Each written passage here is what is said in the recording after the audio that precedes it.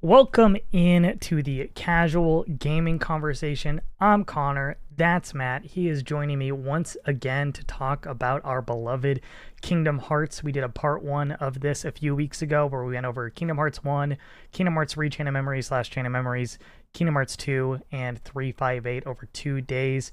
That episode was pretty spoiler filled, so you have to have played those games to enjoy that podcast. This podcast will also be spoiler filled about Birth by Sleep, 0.2 A Fragmentary Passage, Dream Drop Distance, and Kingdom Hearts 3, as well as discussing the future of the franchise. And we have a lot to talk about when it comes to the future. We got a whole lot of Kingdom Hearts 4 information tomorrow, so that is very exciting.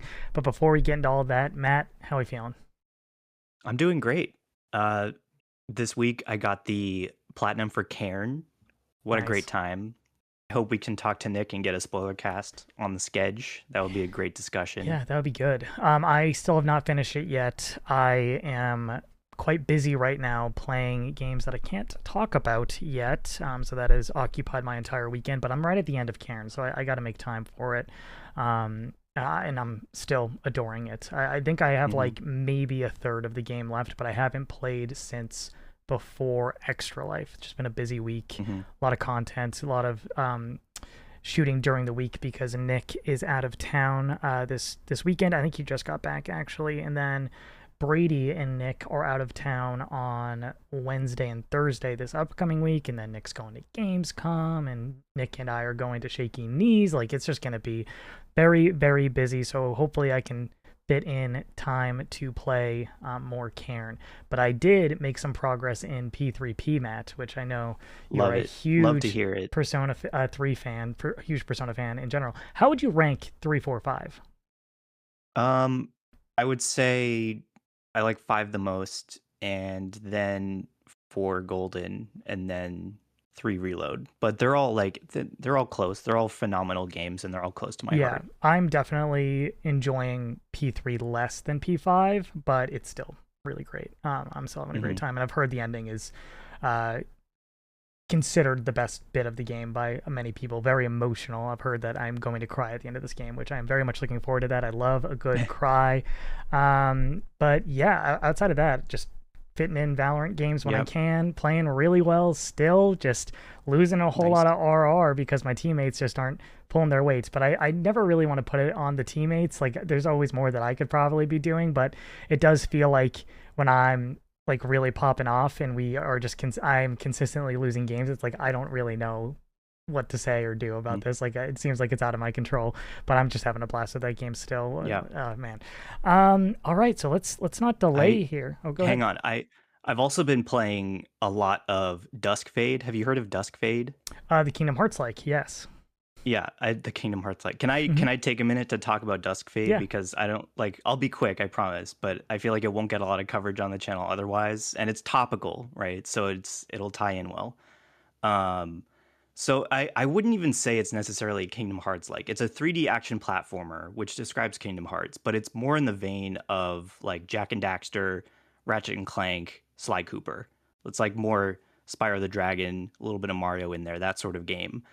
And it also wears Kingdom Hearts on its sleeve, more like visually, I think. But it's such a charming game. It's an indie game. And it feels like I'm playing a Ps2 game in all the best ways, with absolutely no pejoratives attached to that statement. It does all of those inspirations so well, not to seem like a ripoff or a clone of any of those games, but more of like an evolution or an offspring of them. I'm absolutely enamored with the clockwork art design approach that they have going on with this game. It feels so unique and its own thing, and I can just melt away into this world. It's so gorgeous. It feels like a love letter to an era of 3D platformers that don't get a lot of love anymore, because a lot of those series have been left by the wayside, and the torch has passed on to a lot of these indie devs who played and loved them to keep the spirit of those games alive, and they've brought it into like the modern PS5 era in a really awesome way. Like, it's so fun to look at. I love like the orange and purple color palette that it kind of has going on which is really impressive for a 3D game. It really captures like the sunset kind of motif that the game has going on. Some areas look kind of hazy, and I feel like they crank the bloom up on the lighting a little bit too much.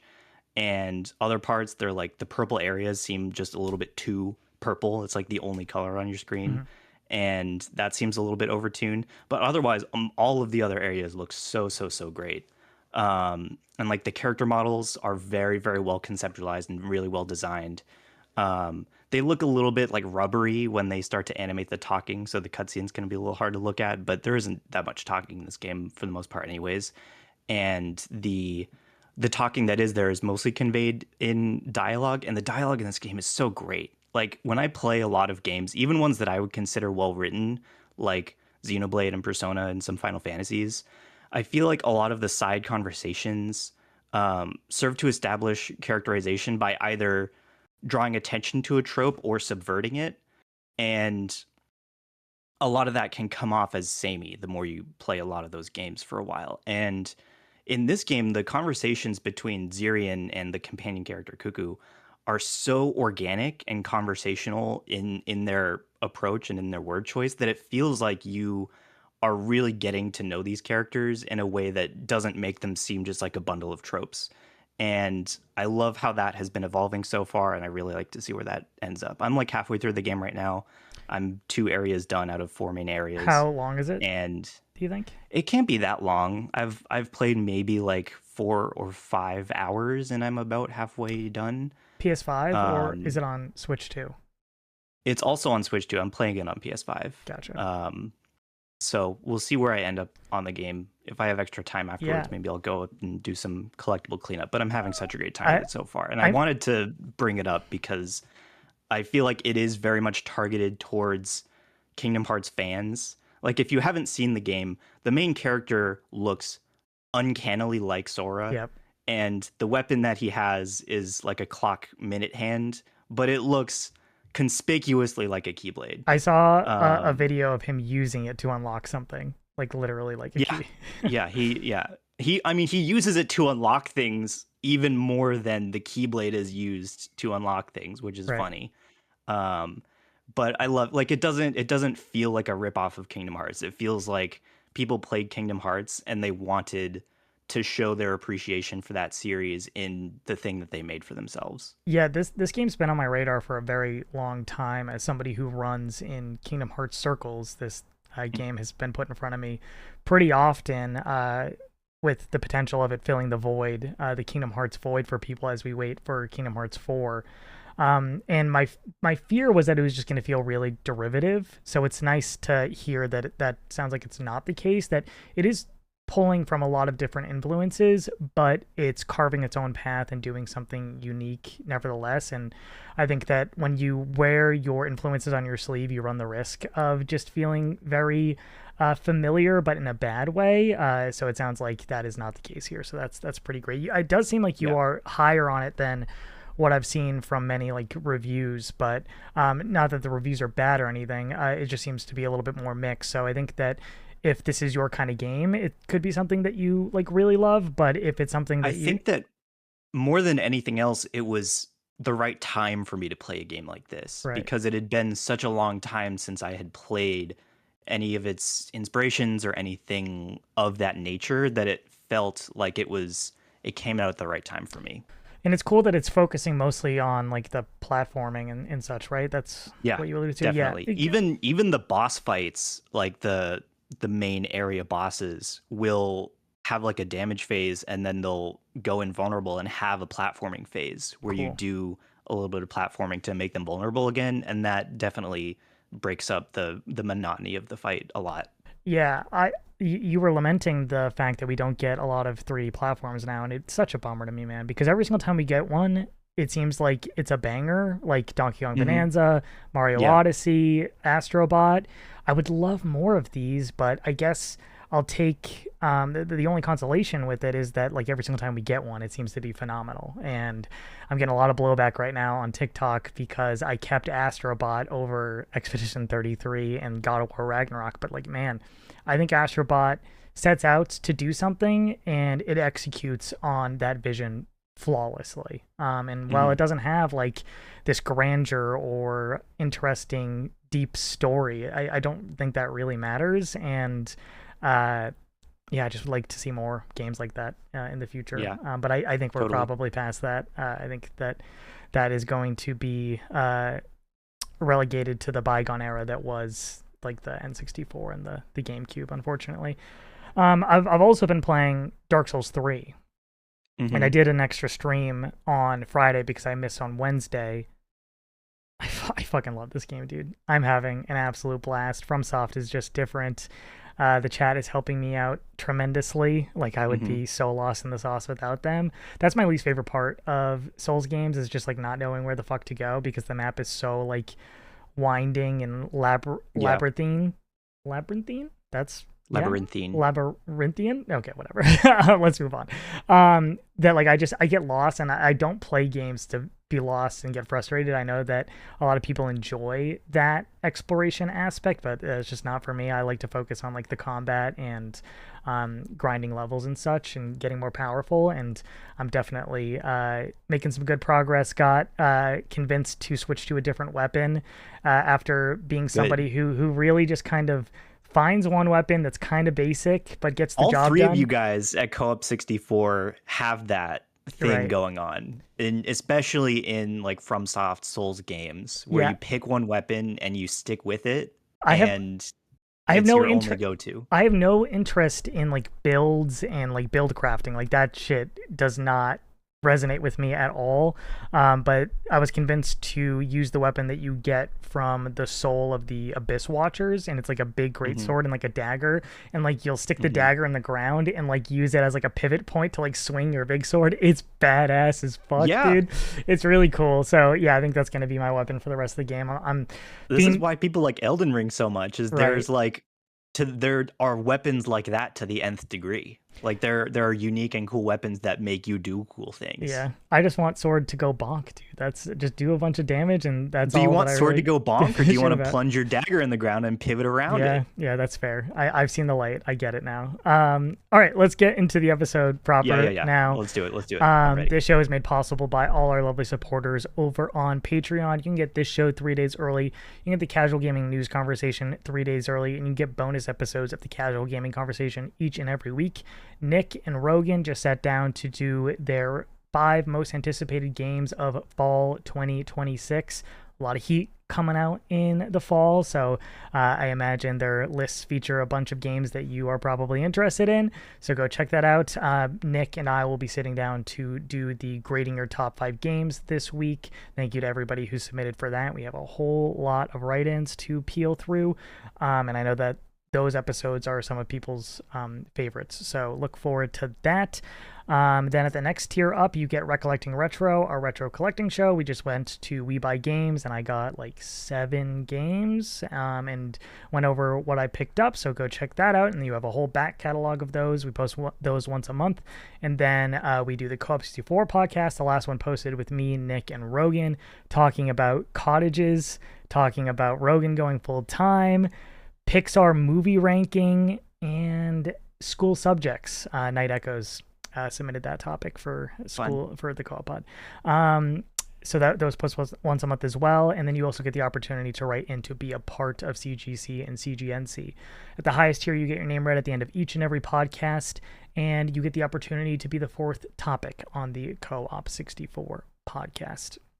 Over on the Twitch side of things, weird week. Like I said, Nick and Brady are out of town for the later half of the week, but we are still fitting in 3 streams. Monday, Brady is finishing 007 First Light. Tuesday, Nick and I are finishing his first playthrough of Kingdom Hearts Birth by Sleep. And then on Wednesday, we are playing more Dark Souls 3. Discord, we have a Discord community of over 3,200 community members. You can join up in there, make friends, talk about video games, movies, music, sports. We have the NFL season coming up, so you can join the Co-op 64 Fantasy League, or just talk about the season as it goes along in there. That's always I'm always spending a lot of time in there on Sundays. It's a lot of fun. Then we have merch, t-shirts, hoodies, and mugs over at co-op64store.com. We are also launching a beanie in the coming weeks, so keep an eye out for that. Leave us nice reviews over on Apple Podcast services and Spotify. It gets the show to more people and hype up the YouTube video. Apparently that does something. All right. Let's get into the episode, Matt. Like I said, we already talked about the first 4 games in the Kingdom Hearts franchise. We are going to skip over Kingdom Hearts Recoded because it's very lacking in many areas, but mainly in the story. There's a data world. There's a data version of Sora and Riku. Roxas shows up. The Roxas cutscene is the only thing that is referenced once again in Kingdom Hearts and Data Riku. I've also not played the original version of Recoded. I watched the movie that came in with the package, right. Which doesn't really do much as a as a set of cutscenes, really. Yeah, I've never watched the cutscene movie for Recoded because like it's so inconsequential. I've watched the 358. You can skip that. If you're out there playing through Kingdom Hearts, you can probably safely skip all the recoded stuff and be fine. If you're curious, go ahead and watch it, but it won't come back in a big way that'll affect your understanding. You can look up the Roxas cutscene. He talks about his hurt, and then Sora talks about how Roxas is hurting in Kingdom Hearts 3. Like, that's it. Then also the bugs show up in San Francisco. Right. The bugs from Cage 3. Yeah. That's just a visual reference. Yeah, it doesn't really matter very much. The game is interesting, though. Like, gameplay wise, it brings back the command deck for many worlds, but then you also have like these gimmick worlds, like Olympus Coliseum becomes a turn-based game, which is like really weird. I heard that. It's pretty cool though. It's just really redundant to once again go through Kingdom Hearts 1 worlds after doing it in Kingdom Hearts 1 Chain of Memories and then Recode. It's like I don't really need to I always tell myself if I get a hankering to play Kingdom Hearts 1 again, I'll just play Recoded, and that'll scratch the itch, I hope. Yeah, that's totally fair. All right, so let's just hop into Birth by Sleep. You played this in the collection. I played this on PSP when it launched. This is a very formative memory for me of getting this game. I have a weird story involving this. I got a PSP for Christmas, and I want to say like 2006. Silver PSP, Ratchet & Clank Size Matters, and National Treasure 2 on UMD. Goated. PSP 3000. What a package. I watched National Treasure 2 like 50 times because of that. And I amassed a good catalog of games at that point, and then I lost my PSP. Had no idea where it was. I did eventually find it. I had a friend in band class who was like, I will give you my PSP. I don't use it. You don't have to give me anything for it. You can keep it. I'm like, okay, great. That's awesome. I bought digital games on this thing. I wanted it for Birth by Sleep. So I bought Birth by Sleep, played it on his PSP. Eventually, he asked for it back. He was like, I need that back, actually. And I was like, well, I bought digital games. Like, I can't sell those. Like, I've invested money into this. Like, I don't know if that's really fair. And he's like, I will give you 2 PS3 games. And I forget what one of them was. But he gave me Call of Duty Black Ops 1, which I was not allowed to have. I couldn't have asked my parents to the contraband. Yes, I couldn't have asked my parents to take me to the store and buy it, so I had no way of accessing Call of Duty. But since he gave it to me at school, I just snuck it into the house and was off to the races playing Call of Duty Zombies. And this was right before the PSN outage of 2011. Where it was down for an entire month, so I had to play Zombies alone or with Nick, and I kept trying to convince Nick to play with me because I was too scared to play it alone. So yeah, I give him back that PSP, but I had played through Kingdom Hearts Birth by Sleep at that point. I did end up finding my lost PSP. It was in the couch that like had recliners in it, so like it was like in like a back pocket thing. And one day, like we put the recliner up and it fell out the back. Like it must have just been like kind Mm. of teetering for a very long time, and then eventually it just wiggled its way free. And I was like, "Holy shit, there it is!" And then I had a friend, Allison, who gave me her PSP after that as well. I think she sold it to me for like $50 or something. That was a PSP 1000 because the PSP that was in the couch did not work anymore. So, anyways, Kingdom Hearts Birth by Sleep, playing this late at night, hiding it under my pillow from my parents. We talked about that with 358 over 2 days, I think, as well, or Hmm. Chain of Memories, a canon event for many, many people. And it was a magical experience getting to play something that I thought kind of looked almost on the level of a console Kingdom Hearts game because having played the other handheld games up until this point with Chain of Memories and 358 over 2 days, and I think I played Recoded after Birth by Sleep came out, but um, those games don't look good. Like they do not Yeah. look console quality, Yeah. but they're fun in their own right, and I enjoy them. But getting to play something that like did not feel like that much of a step down from a console Kingdom Hearts game was really special to me.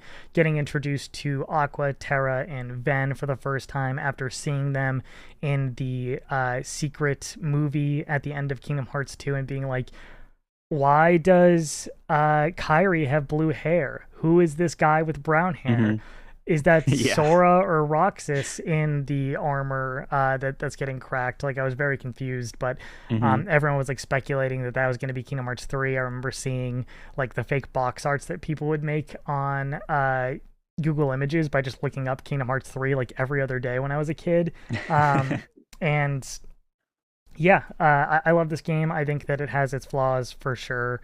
And I think that my opinion on Birth by Sleep has changed pretty drastically over the years. When I was a kid, like I didn't have a very critical eye for things. I was just like excited to play Hmm. more Kingdom Hearts.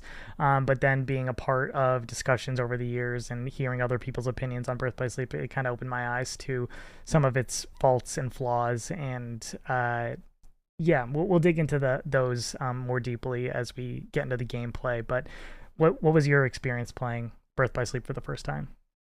Yeah. So I played Birth by Sleep.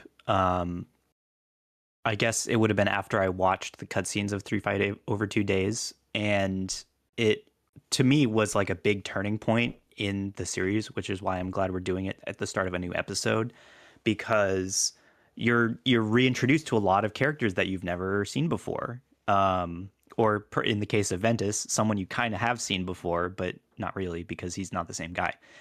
Um, so I tried my best to sort of reset my brain and approach this as if it were a new game, as if I had waited years and years to play this game. I tried to look at it with eyes unclouded by the previous experiences that I had had with Kingdom Hearts. And um, what I got from that is that I kind of understood that this game really prequelizes. I don't know if that's a word, but I'm using it, the Kingdom Hearts series really, really well, because I sort of have like three points floating around. The first point is that the worlds that you visit in Birth by Sleep are very much like drawn from the early age of Disney, and it harkens back to a very nascent period in traditional animation, which is what Kingdom Hearts has its roots in. So it's very much intended to be sort of that early beginning starting point for Kingdom Hearts, at least motively. And we visit a lot of characters that obviously will appear later on, both hero and villain, and we incite in them a lot of the growth that will happen later on. Um, who come to mind are like Sora, Kairi, Riku. Maleficent gets her kind of origin story in the Kingdom Hearts shenanigans based on how she's treated in her world. Even Zack too gets, and he's endemic to a prequel in his own right. So Right. prequels are on the mind as you play this game. Um, and so that opens up the possibility to look forward and see how the events of this game will go on to affect what happens in the Kingdom Hearts games that we know, as well as the Kingdom Hearts games that will be yet to come.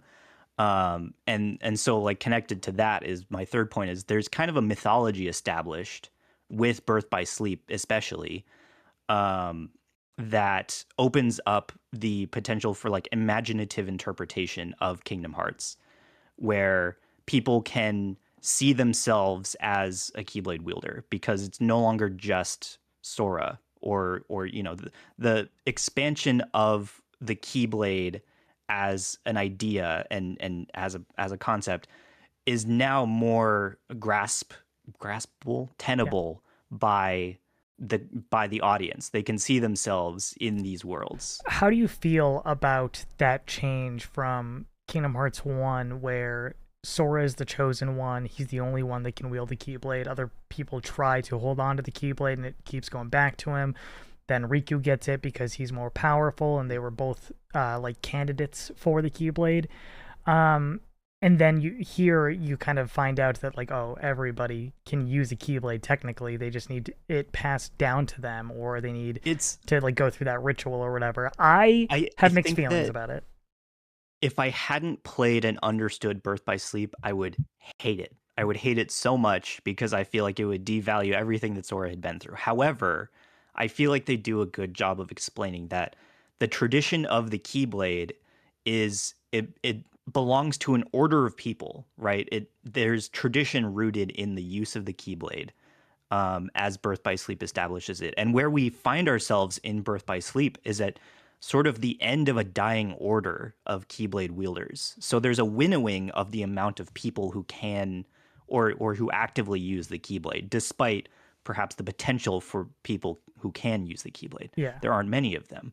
So I think that it's like they Airbenders. establish it logically why Sora is really the only person left using it at the start of Kingdom Hearts 1, while also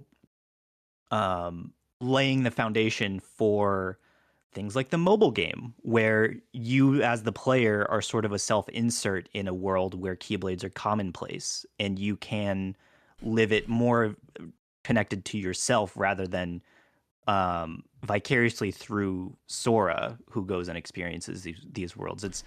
It opens the potential for you to experience them closer yourself. Yeah, I personally have never thought about it that way, but I think that that is good insight and definitely, like you said, sets the groundwork for stuff like the mobile game and to have people connect and be more connected with the feeling of being a Keyblade wielder Right. um, and being able to like be like a self insert here. But 'Cause like you said in our last episode, a lot of Kingdom Hearts fans don't show up for the Disney stuff. They mhm, show up for the original Kingdom Hearts creations and shenanigans and nonsense. And Birth by Sleep is really the first game that leans into its own unique style as opposed to relying on popular current Disney properties.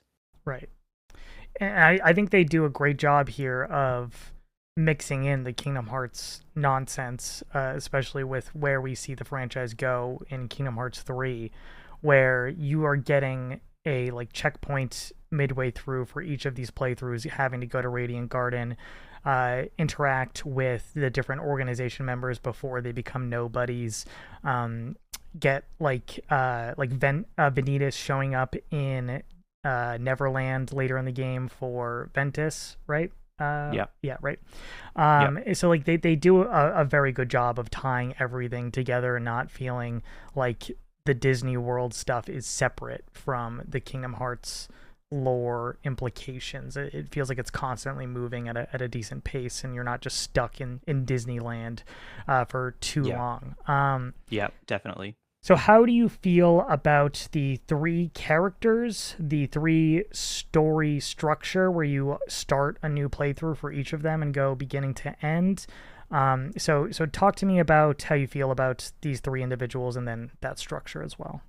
Yeah, I really appreciate that they were able to tell three concise stories within the length of the normal amount of time that you'd consider playing a Kingdom Hearts game.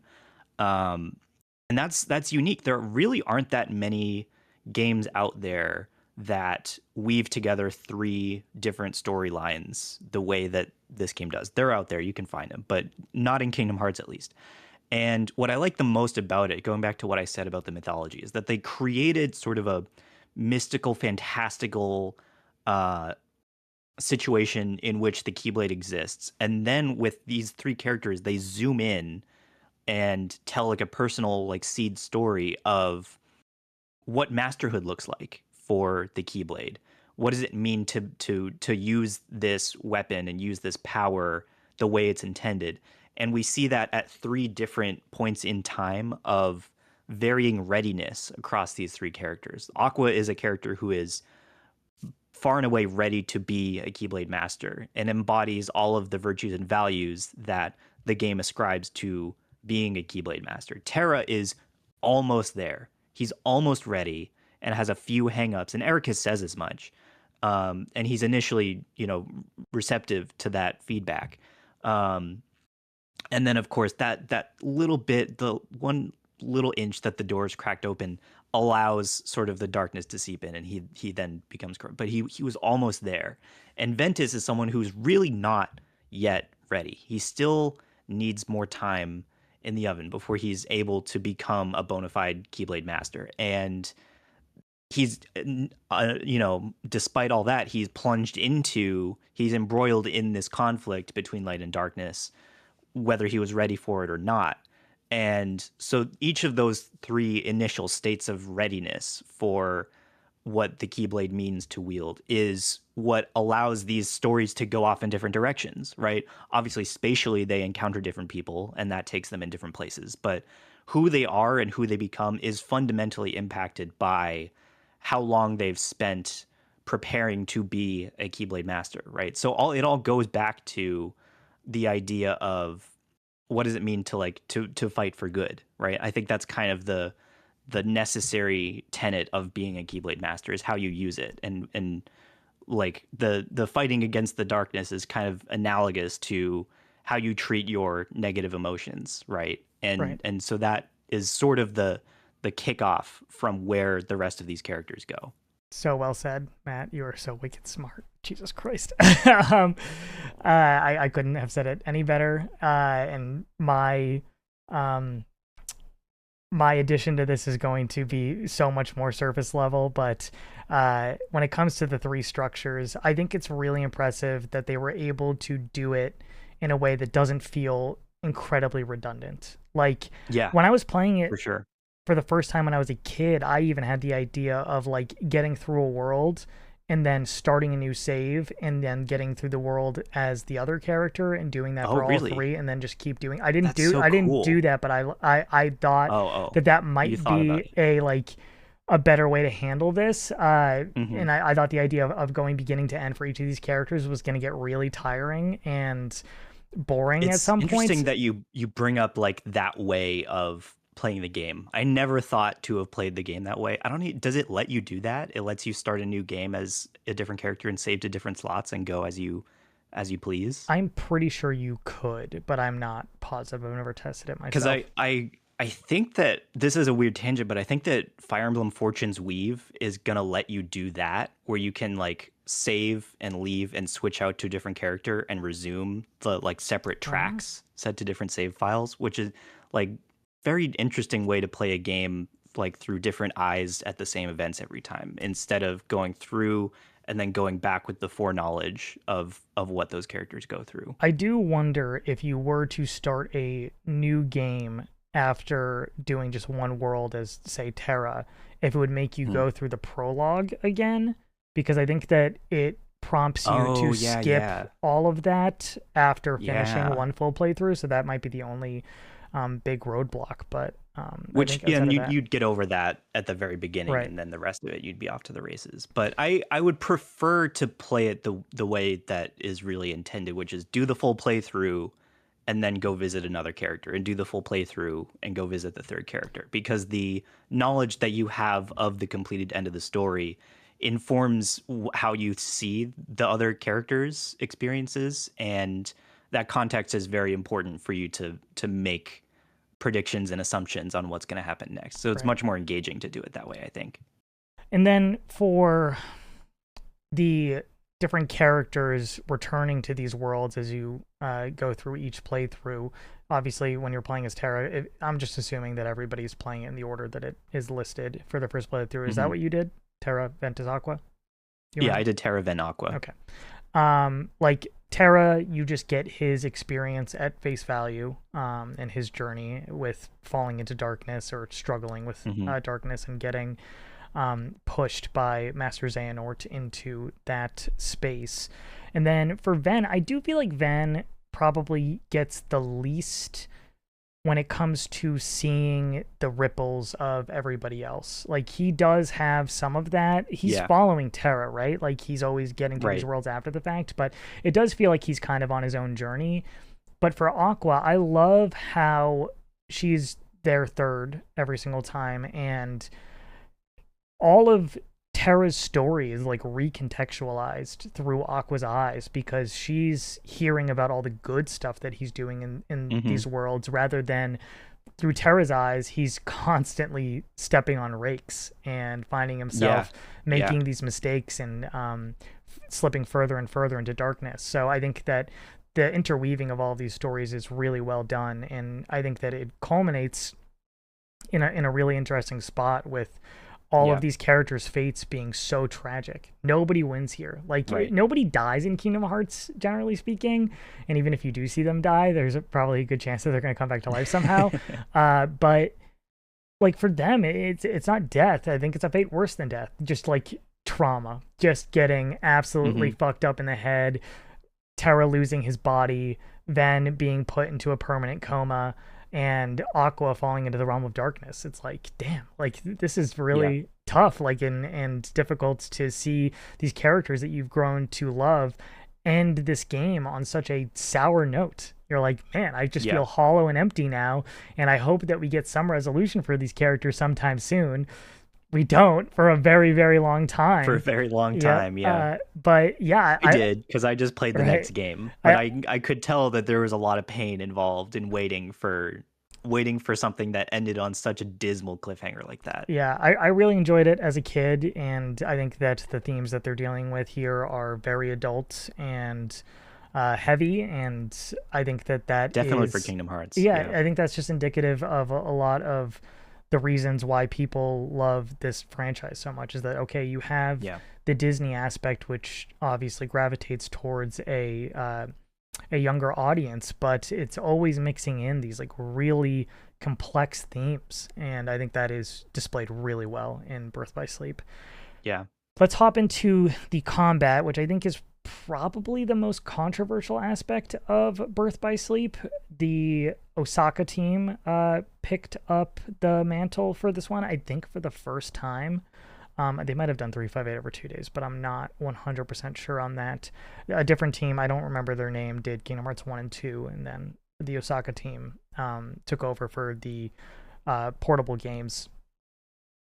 This is the introduction of the command deck, which we see in Birth by Sleep recoded. Maybe Birth by Sleep came out first then, because I don't remember. Because I'm almost positive that Birth by Sleep is when the command deck was introduced to the world. And it would make sense, because I think this is 2011 or 2012, and the 3DS didn't come out until 2013.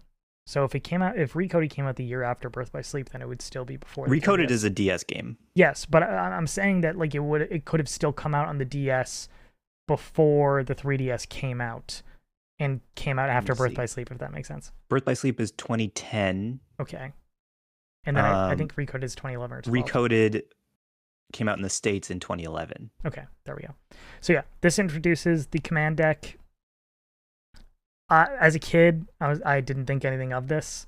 Like, I was like, oh, cool, you have all these cool abilities, and it feels like an evolution of the combat that we see in Kingdom Hearts 2, but like then you get presented with a lot of supplemental information and videos online talking about the command deck and the combat in Kingdom Hearts, and you're like, oh, like Kingdom Hearts 2's combat is like way more fleshed out and dynamic. Yeah.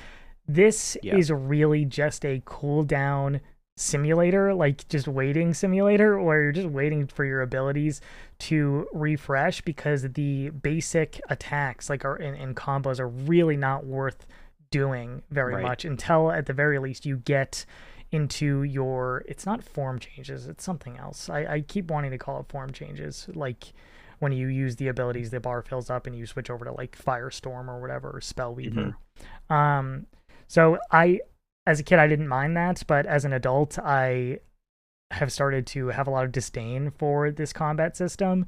It's not bad. It's just not what I want. And I do think that the games that don't feature this are automatically better in my mind personally because of the lack of the command deck system. But it does introduce a lot of Yeah. fun stuff as well, like shot lock, and I think melding Right. commands is an interesting wrinkle to the gameplay loop and spending time in the menus, um, tinkering with different like recipes and getting different like secondary attributes like HP boost, item boost, stuff like that from melding these commands and mixing them with the different like synthesis items, I guess is what they would be called. Mhm. I think that's cool and something that I spent a lot of time doing when I was a kid. I had the Brady Games guidebook that had like a full breakdown of every Mhm. single recipe that you could look for, and I was just hammering HP boosts. Like I just wanted all of those because I just want to see the bar go further and further across the screen. Yeah.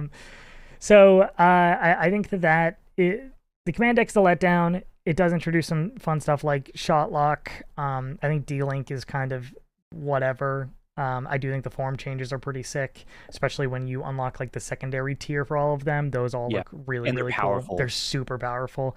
Like useful. I'm trying to just push Nick every single time to remember to keep using his abilities so he can unlock the Hmm. second tier because you can just melt enemies with that. And God knows that Nick needs to be able to melt enemies or else he's not going to get through some of these fights. So yeah, how do you feel about the combat system in Birth by Sleep? I'm not a big fan of the command deck in general, and I think that the reason why is because it flies in the face of a lot of what makes action RPGs engaging, because a lot of your results, a lot of the outcomes of your battles are determined in the preparation of your command deck rather than the execution of it in the fight. I think that a lot of your power is not derived from how well can you string together these commands, but how well can you set your command deck up before you even go into a fight, which is good for a lot of different games, but I don't think it fits well for a game with fast-paced combat like Kingdom Hearts. And I feel like the other thing that really hampers that is that the menuing, the progression outside of a fight is really dependent on your ability to meld powerful commands. The game will not sell you all the commands you need to be successful. You need to meld good ones in order to get good results from a lot of the later fights. And unfortunately, a lot of the command melding is actually pretty opaque. It's not always intuitive how you get certain commands and abilities attached to commands because like you said, you used a guidebook to see the results of the different command melds, and that isn't like it's not transparent enough to the untrained eye or the common player in order to figure all of that out.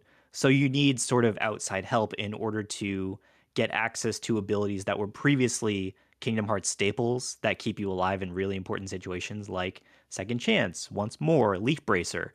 Those are all really hard to access, whereas in previous Kingdom Hearts games, you just get them from leveling up at various stages. Um, and so I found that to be a big roadblock in terms of I felt unprepared for a fight, not because I misunderstood my enemy and I misunderstood their patterns. I felt like I had a good handle on that, but I didn't know how to get better commands in order to deal with the enemies that I was going up against, which is why I felt like the command deck is not as well utilized as even say like the tile system from 358 over 2 where it's very similar where your preparation defines your results, but you have a much better idea of what your tiles are accomplishing and how to achieve that progression vector in how you lay out your tiles. And it doesn't like completely negate the need for just like basic combos in 358 over two Also days. that, Yeah. yeah. And Yeah. then for the command deck, I think the biggest issue for a lot of people is that it introduces, and this isn't necessarily an issue specifically with the command deck, it's an issue with balancing. Every single game that features the command deck always has a broken ability in it. Like Yeah. the magnet mines or whatever, broken. I think Mind Square Okay. was the one in BBS. And then Dream of Distance is Balloon. Balloon. Yeah, for so sure. like I didn't know that as a kid, but so like I didn't use those abilities very frequently, but now as an adult, I do lament the fact that like, okay, like just make a bunch of these and spam that and you can win every fight pretty easily, and it's like that's kind of lame. Right. It just removes the need for any skill to get through the harder fights. It's exploitable without the need for understanding, Right. which is kind of what the system is predicated upon in the first place. Exactly. All right, let's close this out by ranking the 3 characters, and let me know what your favorite. Do you want to talk about worlds a little bit? Yeah. So I said, what's your favorite world? Okay, we're getting there. Okay, go. Yeah. So for me, it's Aqua, Ventus, Terra, but I like all these characters. I think that Terra's story is probably better than Ven's, but I like Ven more as a character, and I do think that's potentially because I like Sora and I have that like baked in already. I think Terra is supposed to kind of be a Riku-like, but I think that he is a little bit less likable at face value than Riku is. And I don't know. I think that like Riku does a bunch of like irredeemable shit in Kingdom Hearts 1, but you always just like kind of look at him as like this really cool, badass rival friend. Definitely. So even if he is a rival, even if he's doing bad stuff, you still kind of like him. Terra just continuously fucks up, and you're Riku like, is very much established as being Sora's friend, and Sora will never give up on that narrative, right? Right. But even the Wayfinders, they have kind of their doubts about each other, so it opens the player up to interpret Terra poorly. Mm-hmm. So what's your ranking of the 3? I actually agree with you 100%. I think for me it goes Aqua, Ventus, Terra, and a lot of my opinions on that is kind of informed by how much fun I had playing as each of them. I love being a magic class in RPGs. I love casting spells, and Aqua is set up for just that. So when I got to play as Aqua and finally my spells were like really hitting for the amount of damage that I expected them to, I was like, this is it. We finally made it. Mm-hmm. And her shot locks were going crazy. That was like the pinnacle of combat for me in Birth by Sleep. So I had the most fun as Aqua. Ventus was cool and unique. I felt like I was trying to lean into mobility the most when I played as him, and that felt like a good change of pace, especially from Terra, but also from previous Kingdom Hearts games as well. I was trying to derive survivability from mobility, which kind of left me in the dust damage-wise. So I didn't really have as much fun playing as Ventus as I did with Aqua, but I tried to have a unique experience with it. And then Terra did not have fun playing as Terra, sadly. Mostly just because he is slow, right? He's slow and kind of clunky, and that does not make up for how hard he hits. And he hits like a truck, especially like I think I learned pretty early on that Terra's magic sucks. So I was like, okay, I'm just gonna load up the deck with anything that involves him smacking you with a keyblade. And that's all well and good, but it never fixes the fact that his dodge roll is like very terrible. It's borderline useless. And that felt bad for all like 8 hours of the Terra playthrough. And I will thank Terra for teaching me how to block in a Kingdom Hearts game, because he makes you learn how to do that, because dodging won't work for him. And that is a skill that really helped me in Kingdom Hearts 3. So I appreciate Terra for that much, but the rest of his gameplay did not click with me. That's personal preference, and that's okay, but it didn't work for me. That must have been the case for me as well, because I never blocked in the early Kingdom Hearts games at all. Just ran in and spammed X like most children. I probably did for like a brief few fights in Kingdom Hearts 2. I probably tried to for Roxas and Syx, and then I just kind of forgot that was a thing I could do. now it's like second nature for me Yeah. in Kingdom I Hearts. think you have to for Roxas to get through that fight. But as a kid, obviously, I was playing the original version of Kingdom Hearts 2, and you don't need to do that, or you don't get that fight rather. And then let's talk about the two other, like, well, I guess three, if you want to add in Venitas into this. Hmm. Xehanort, Ericus, Venitas. What are your feelings on those characters? I feel like Xehanort is.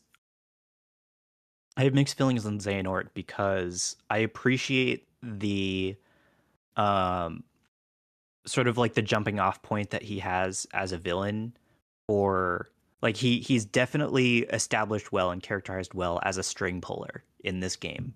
And that is his whole modus operandi for how he operates in Kingdom Hearts 3. So I think he is well characterized in this game. I just wish that they could pull the curtain over it just a little bit better, because as soon as he shows up on screen, you're like, this is the most evil Yeah, man ever created. He woke up and decided to look evil. Like, dude, you didn't have to wear that much black. And you didn't need to shave your beard like that. yeah. People are gonna think you're bad. Piercing golden Um, eyes. Like, and then he found the one himbo who wouldn't catch on to that and corrupted him for all time. well, you got to also point out that, like, Ericus kind of knows he's evil too, due to that interaction they Yeah, had yeah, before, which I guess it's true. would it might have been when Aqua, Terra, and Ven were already there, but it's tough to really tell where that fits in the timeline. But they have that whole interaction in the throne room where they like fight, and it's like, okay, you know this guy is evil. Why are you inviting him back to Yeah. the master mark of mastery exam? Like, what are we Yeah. doing here? I But think I think what they does BBS have, it's starting to blend for me. Does BBS have sort of the cutscenes where Ericus and Zane are young and they're friends? that's Cage 3. It's KH3, Mm-hmm. because that really excuses a lot of Ericus's misgivings about Xehanort That's a good and a point. lot of Ericus's forgiveness towards him.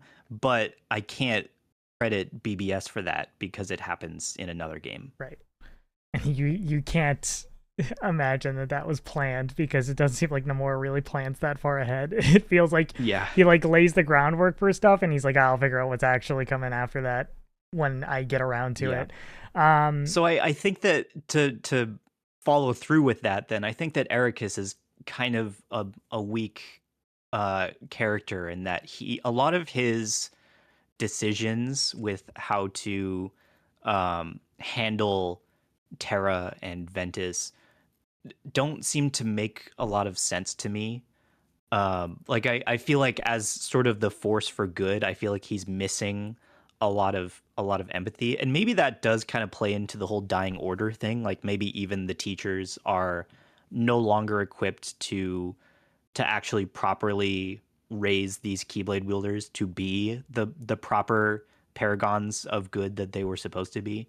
So maybe Ericus is sort of like a fallen leader in that sense. But I expected him to be sort of just the unilateral proponent of good and upright moral standing, and then he does not live up to those expectations. I do think that when it comes to his likability, him being voiced by Mark Hamill and him Hmm. really putting in a really solid performance, I think Oh, that for adds sure. a lot of leeway for him, for me to like still enjoy him as a character, even though Yeah. he's a bit of a doofus in many ways. And then Venitas being voiced by Haley Joel Osment came out of nowhere for me as a kid. Thought that was really Yeah. cool. I think that he does a fantastic job as well with hiding that, but when you know, like, you can hear it like immediately. You're like, oh shit, like, yeah, this has always been Sora voicing this Hmm. character. It's just a cool display of range from Haley Joel Osment. And then let's touch on the worlds real fast. What's your favorite world? How do you feel about the selection here? I feel like the selection here is my least favorite of all of the Kingdom Hearts games. Um, I feel like the really old movies are they don't fit well to the sense of adventure that a lot of the earlier Kingdom Hearts games are able to draw from when it comes to those worlds, because a lot of these earlier movies um, are like already kind of civilized and subdued settings, whether it's Cinderella or Sleeping Beauty. Like these are already kind of established narratives that aren't very explorable, which is why I think my favorite one is actually Cinderella as Ventus, because being small opens up a whole new level of chaos that wasn't there in Cinderella as the other two characters, because you're playing by a whole different set of rules when you're small. And it's whimsical and it's hilarious. Um, so I think that's my favorite world. My least favorite, I don't even. I it would probably be either like Cinderella or I think probably Snow White. I think Snow White was probably my least favorite as maybe Terra. Which one is the one where you like go into the dungeon and you fight like the Oh, bird that's true. slash pig enemies? Is that Sleeping Beauty as I think it's Aqua Sleeping and Beauty. Ven? I don't. That's probably my least favorite, and I agree Yeah. that Ven's playthrough of Cinderella by far the best. Outside of that, though, I think Neverland is pretty great as well. I'm getting to I actually love that explore. Neverland finally lets you explore Neverland properly, um, in ways that neither KH1 nor 358/2 really let you do. Neither of those two previous games are well adapted from the movie, and this one actually lets you be in Neverland. So I appreciated it for that, at least. And you get to put Peter Pan in his fucking places, Gotta Tara. put Peter Pan in his place, dude. And then I think Radiant Garden is cool, and it's cool to see Oh, that's that true. location before the I fall. think Radiant Garden might be my favorite world, and like they're all kind of similar for the three characters, but I loved seeing Hollow Bastion in its heyday, in its prime, and I loved seeing all of the characters in their sort of prequel states, because it affirms what you read in Kingdom Hearts 2 about the sort of the formation of Organization 13. You see a lot of those founding members before the organization is formed, and you can kind of tell that they are associated with each other before they will go on to form this organization. So the seeds are definitely there in a very logical way. And then also it establishes Kyrie as being a denizen of Radiant Garden Yeah, before she moves to Destiny Islands. because she says that that world is familiar, right? When she's in Hello Bastion in Yeah, Kingdom and Hearts she 1. also says, or Sora and Riku also mentioned that she was newer. She arrived at Destiny Right. Islands after them. When it comes to the organization members, I do think it's interesting the involvement of Axel and Syx, which would be Isa Yep. and Lee in this game, Yep. and I'm curious if Nomura did plan decently far ahead with those characters, with their whole storyline about the girl that they were trying to save, and that being why they joined the organization. Because they kind of allude to it a little bit as Yeah, to they do like a little bit. there seems to be some apprehension about going and joining the organization, that like it seems like something that they have to do rather than something that they're really drawn to. So I'm I maybe I'm reading like misreading this a little bit, but when I played 358/2, I could kind of interpret that Axel and Syx were really close before they became nobodies. mhm. And I think that may have been the extent of it. And then Birth by Sleep attaches a reason to it, like a reason and a little bit of plot as to why they were friends and how they were motivated to join the organization. But that may not be a correct Yeah. interpretation. All right. Let's move on to Kingdom Hearts Dream Drop. Before we move on, so I want the Connor approved explanation. So this was something that Nick got hung up on when he started playing BBS. Ventus looks like Roxas. Mhm. Venitas looks like Sora. Why are those? So I think that at the start of the game, well, so Ventus just looks like Ventus because Yes. he's the OG. He's the original. When his heart is split or like fractured and Venitas is formed, he goes and harbors a piece of his heart and like makes his heart whole through Sora. And thus that is why Venitas looks like Sora, I believe. And then in turn that is why Roxas looks like Ventus. Did Ventus meet Sora before Venitas was a thing? It's confusing because so we see that opening cutscene where he's on Destiny Island, and I don't think he met Sora at that point, but he would have at that point reached out in what is it called? Dive to Heart, in like that void area at the start of the game, and formed like a full heart and woken up. But I think Venitas had already been established at that point. Maybe under his mask he was kind of like a blob, like a indescript individual, and then once the hearts started to come together with Sora and Ventus, then he like was able to manifest into something more concrete. But I don't know if we have a very specific answer for why Venitas looks like Sora, because the timeline's all messed up. If Ventus and Sora joined hearts before Venitas's inception, then it would make perfect sense, but that's not the case.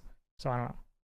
Maybe. And then Roxas comes about when Sora unlocks his heart in Hollow Bastion using the Keyblade of Darkness and becomes a Heartless. And when someone becomes a Heartless, they leave behind a nobody.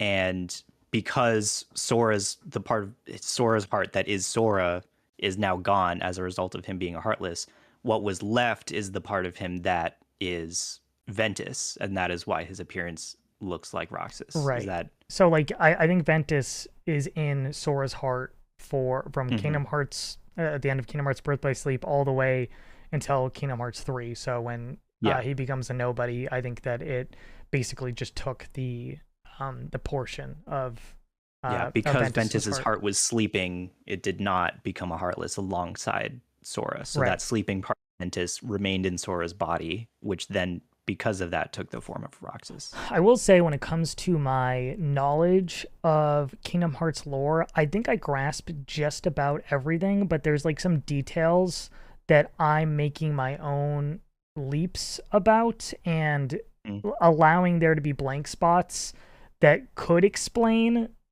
a lot of stuff, but I'm just like not willing to like do the homework, or at the very least I might have received this information at some point and now have forgotten that and have just accepted whatever is connecting these two ideas together. And we're going to talk about that, I think, with Dream Drop Distance, which played Dream Drop Distance on the 3DS when it first came out. Very similar experience to Birth by Sleep, where I was playing it. I remember finishing it in the morning on a Saturday in my bed. Like I must have been in high school at this point, or no.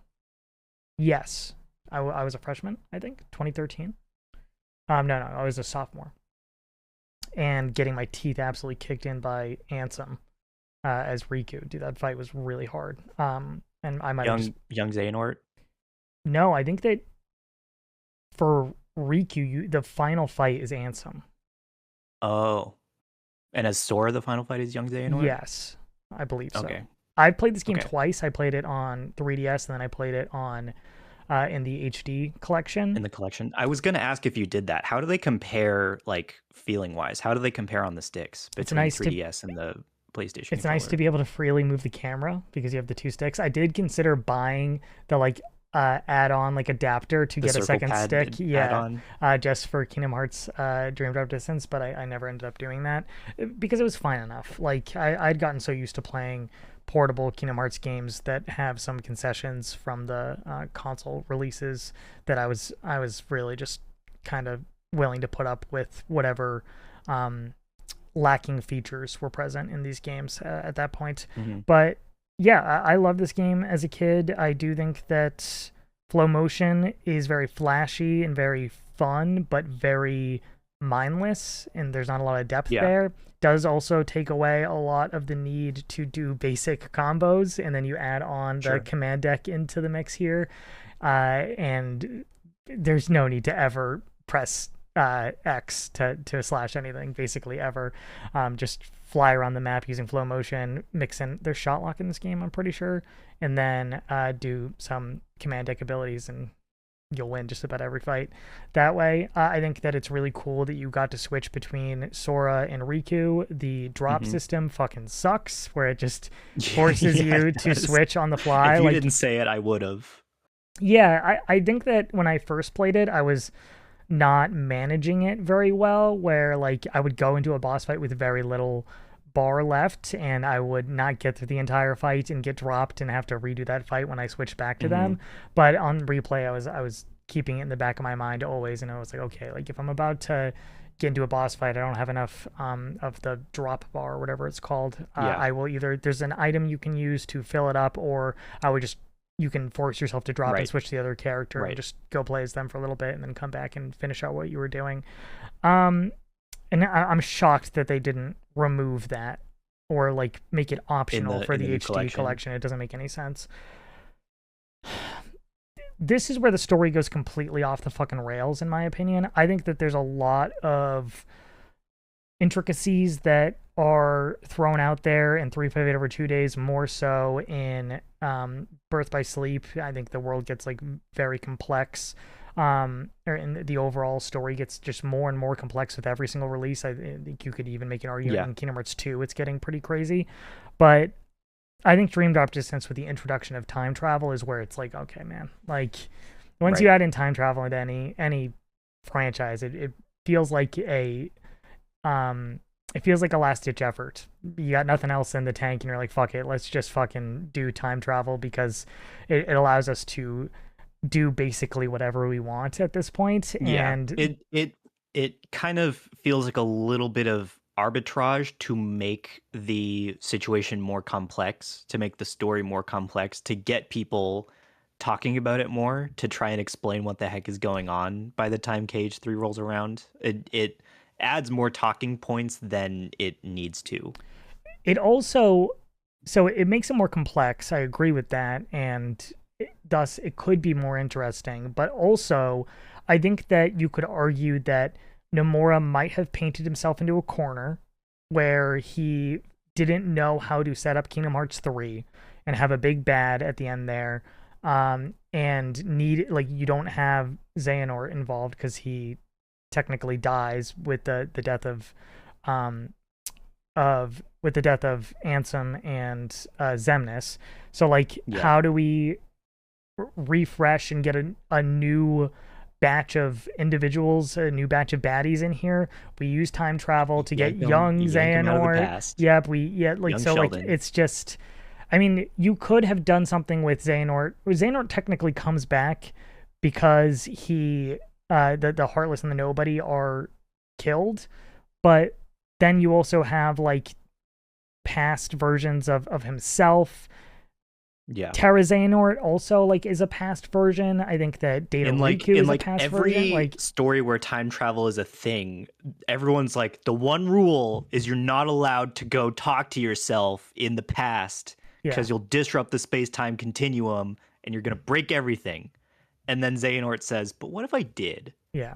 And what if I did it like 3 separate times? Yeah. And so now there's a lot of, if you want something right, you do it yourself, right? So I'm just going to get more of me to do the thing better. Right. And it lessens everything that came before it too, because you're like, well, why did we fucking do all of this? Like, if they're all just going to come back without any like justifiable interesting reason. It's just like, oh, we just got them all back. Like, oh, okay, I guess. It does sidestep the need for the storytellers to suddenly come up with a new and dangerous villain for Kingdom Hearts 3, which was always intended to be a big giant culmination of these storylines.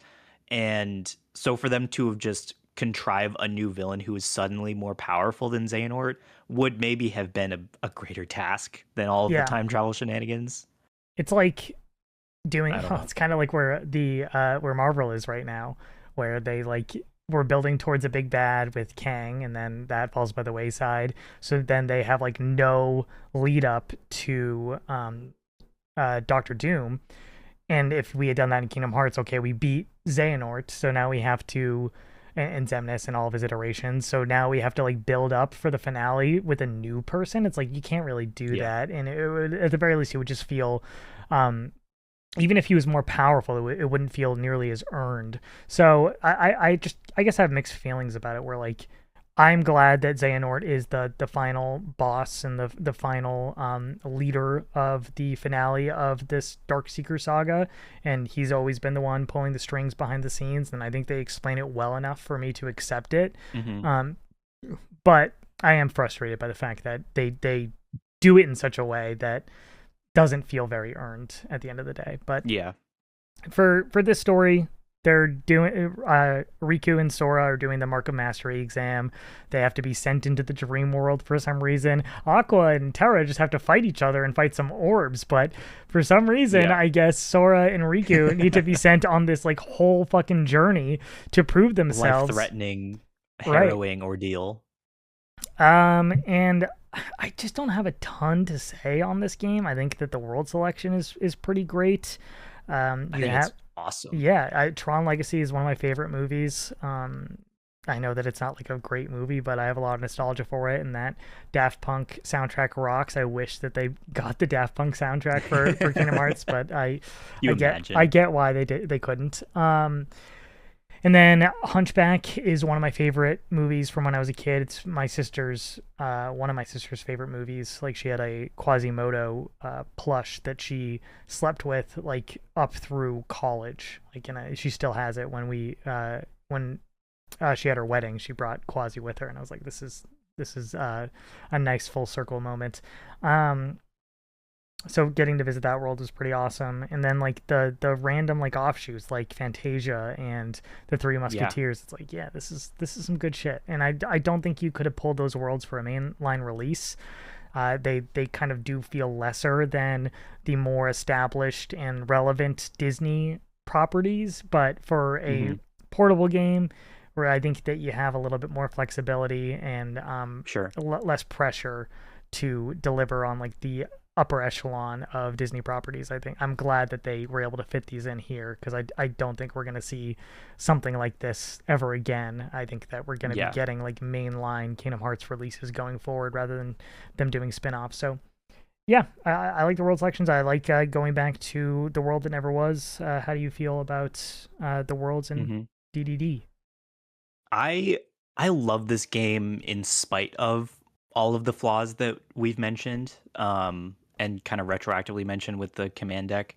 Right. And it obviously has those things that I don't like, but it nevertheless proves to be really, really fun and captivating the whole time.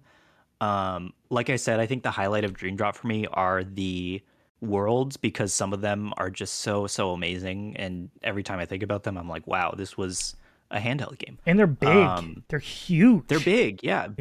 They really didn't pull any punches, because they really leaned into flow motion as a traversal system. They said, okay, if we're gonna really speed up how you get around these worlds, they need to be bigger and they need to be more interactable as your movement tech expands.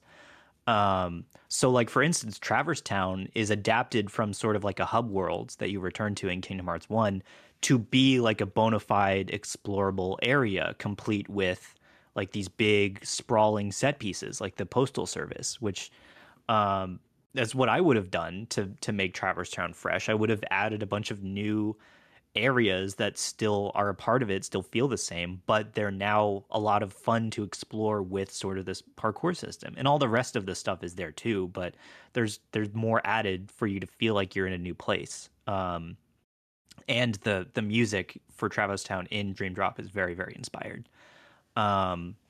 Hunchback, I feel like, has a lot of really great explorable areas too. I feel like, I don't know why I'm thinking this, but I feel like I remember there being a lot of great verticality in like the city areas of Hunchback, which complemented flow motion really well, I think. But I feel like the action set pieces they fell a little bit flat for me in Hunchback. I feel like there's an area with like burning stuff that you're running through as both Sora and Riku, and neither of that felt very fun. And then Musketeers, I feel like, has the hard task of following up Hunchback, because Cité de Cloche is fun, but then you immediately go, or soon after go to Three Musketeers, which kind of felt very samey, and I think that's a pacing issue of putting two very similar settings right up against each other.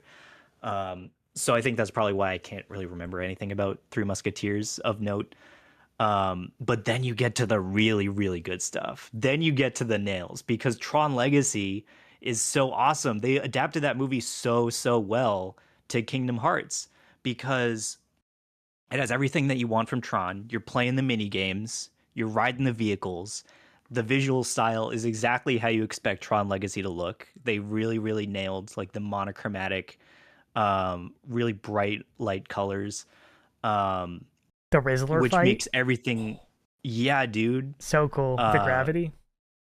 Everything in that world looks totally different from the entire rest of the game, which also requires a lot of extra attention to detail. Like your fun fact for this podcast is that your keyblades change color scheme when you bring them to Tron Legacy, right? Mhm. They reskin your Keyblade to look like it fits in the world of Tron, which they don't do in other Kingdom Hearts games. They don't do in any other world in any other Kingdom Hearts game for the most part. Obviously, Timeless River, they make them monochromatic, but in Tron Legacy, even if you bring old like newer Keyblades back to Tron Legacy, they also have to reskin those to make every single Keyblade in the game work like it looks in that. So that amazed me when I did it. I went back to Tron. I was like, whoa, this is like an end world Keyblade, and I'm bringing it back, and it still looks like Tron. I'm like, how did this work? Um, but my favorite world in Dream Drop, and one of my favorite worlds in Kingdom Hearts, is Fantasia, because that world is just absolutely unique from any other experience in Kingdom Hearts. Like they're able to accomplish so much with so little dialogue, which is so essentially Fantasia. Like I hadn't watched Fantasia when I played that world, so I didn't understand it quite as fully. But I had since watched Fantasia and then I'd re-experienced it, and if they adapt that movie, it's more just like a concert with a visualizer, but they adapted that movie so incredibly well when that movie gives you nothing to work with. Right. And it amazed me so much. Like all of the environments in Fantasia make it into the Kingdom Hearts world, to my knowledge, right? There's sort of like an Olympus area, there's a cloud area, there's like a flowery area. Every homage to Fantasia makes it into the Kingdom Hearts world, which I find fantastic. And the music really, really defines how you experience the world. The soundtrack is really all you have to listen to for the most part when you play through this world, which is exactly the experience of watching the movie. So I think that design philosophy really came through and is evident in Fantasia, and it put a smile on my face when I played it. Am I missing a world here? I think it's Prankster's Paradise. Yeah, Prankster's Paradise is Pinocchio. But then is Riku right? going into Monstro in this world? There Or in this game, rather? Yes. Yes. I think Riku is going into Monstro, and I think that's a plot point. He has to sort of revisit a lot of his past mistakes when he returns to this familiar area. I think that's probably my least favorite of the bunch, but it's not bad by any means. And then that's another great flow motion world too. Yeah. And I think they is it like the monkey bosses in Pranksters, or that might be Traverse Town, but there's a good boss somewhere. The monkey boss is in Traverse Town. Yeah. It's Traverse Town. I forget who's in Prankster's Paradise, but I liked that boss too. Then you get to the world that never was, and things go just completely off the fucking rails story wise. I couldn't tell you like specific details at this point. There's that cutscene where Sora's talking to Xemnas, and he's like, "My friends are my power," and you have the whole crew behind you. You're like, okay, this is a very emotionally charged moment. At least for me, when I was younger, I felt that way. And then they're setting up everything with the 13 darknesses and 13 lights, and Riku has to save Sora. I do want to point out Sora's a fucking idiot in this game. I don't understand why. He is. Like, that's like that's the beginning of the end with Sora. I don't know why they decided to characterize him like this. I don't understand it either. They committed to it. He makes such a big leap from Kingdom Hearts 1 then Chain of Memories into 2, like we're like maturing, and then he becomes Yeah. Kingdom Hearts 1 Sora again in this game. And I understand like visually that makes sense, but like I don't understand why he has to act like Kingdom Hearts 1 Sora, and then once he goes back to the real world, he's still Kingdom Hearts 1 Sora. It's very weird. I don't Yeah. understand it, and it's kind of And a disappointing. lot of his like closest friends kind of betrayed all of the growth that he's had since then, especially like when you finish up Dream Drop and start to beginning or you begin Kingdom Hearts 3, Donald and Goofy are like, yeah, dude, Sora is not the sharpest tool in the shed. He's not the brightest bulb. And you're like, I thought you were his friends. You're Right. not gassing him up like I thought you'd be. Yeah, everyone's just constantly pointing out the fact that he's a fucking idiot. And it's like, dude, Yeah. this He wasn't always doesn't the know how to case. use Like, a what happened? smartphone. Yeah. Anything else you want to talk about for Dream Drop Distance? We should talk about like Dream Eaters, I think. That's a huge mechanic in Dream Drop. It I don't love the idea of like replacing party members with Dream Eaters. It's a new thing for Kingdom Hearts. It's kind of like a monster capture system where like the enemies that you're fighting are now becoming your allies, which is neat because you can sort of then take care of them a little bit in a Pokemon-esque, Nintendogs-esque type of way. And like that system is mechanically rich and it's well done. But if you aren't into the Nintendogs aspect of petting your Komori bat, then it's not gonna do that well in battle, which is funny.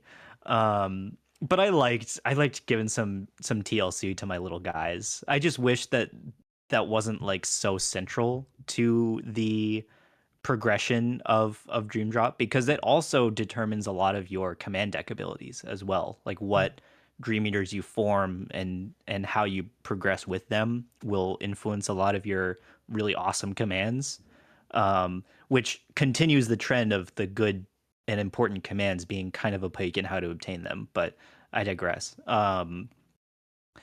And lastly, I feel like they did Riku dirty by including his team in Melody of Memory as just him and two Dream Eaters. It's Komori Right. Bat and Meow Wow. I was like, come on, man. He has friends too.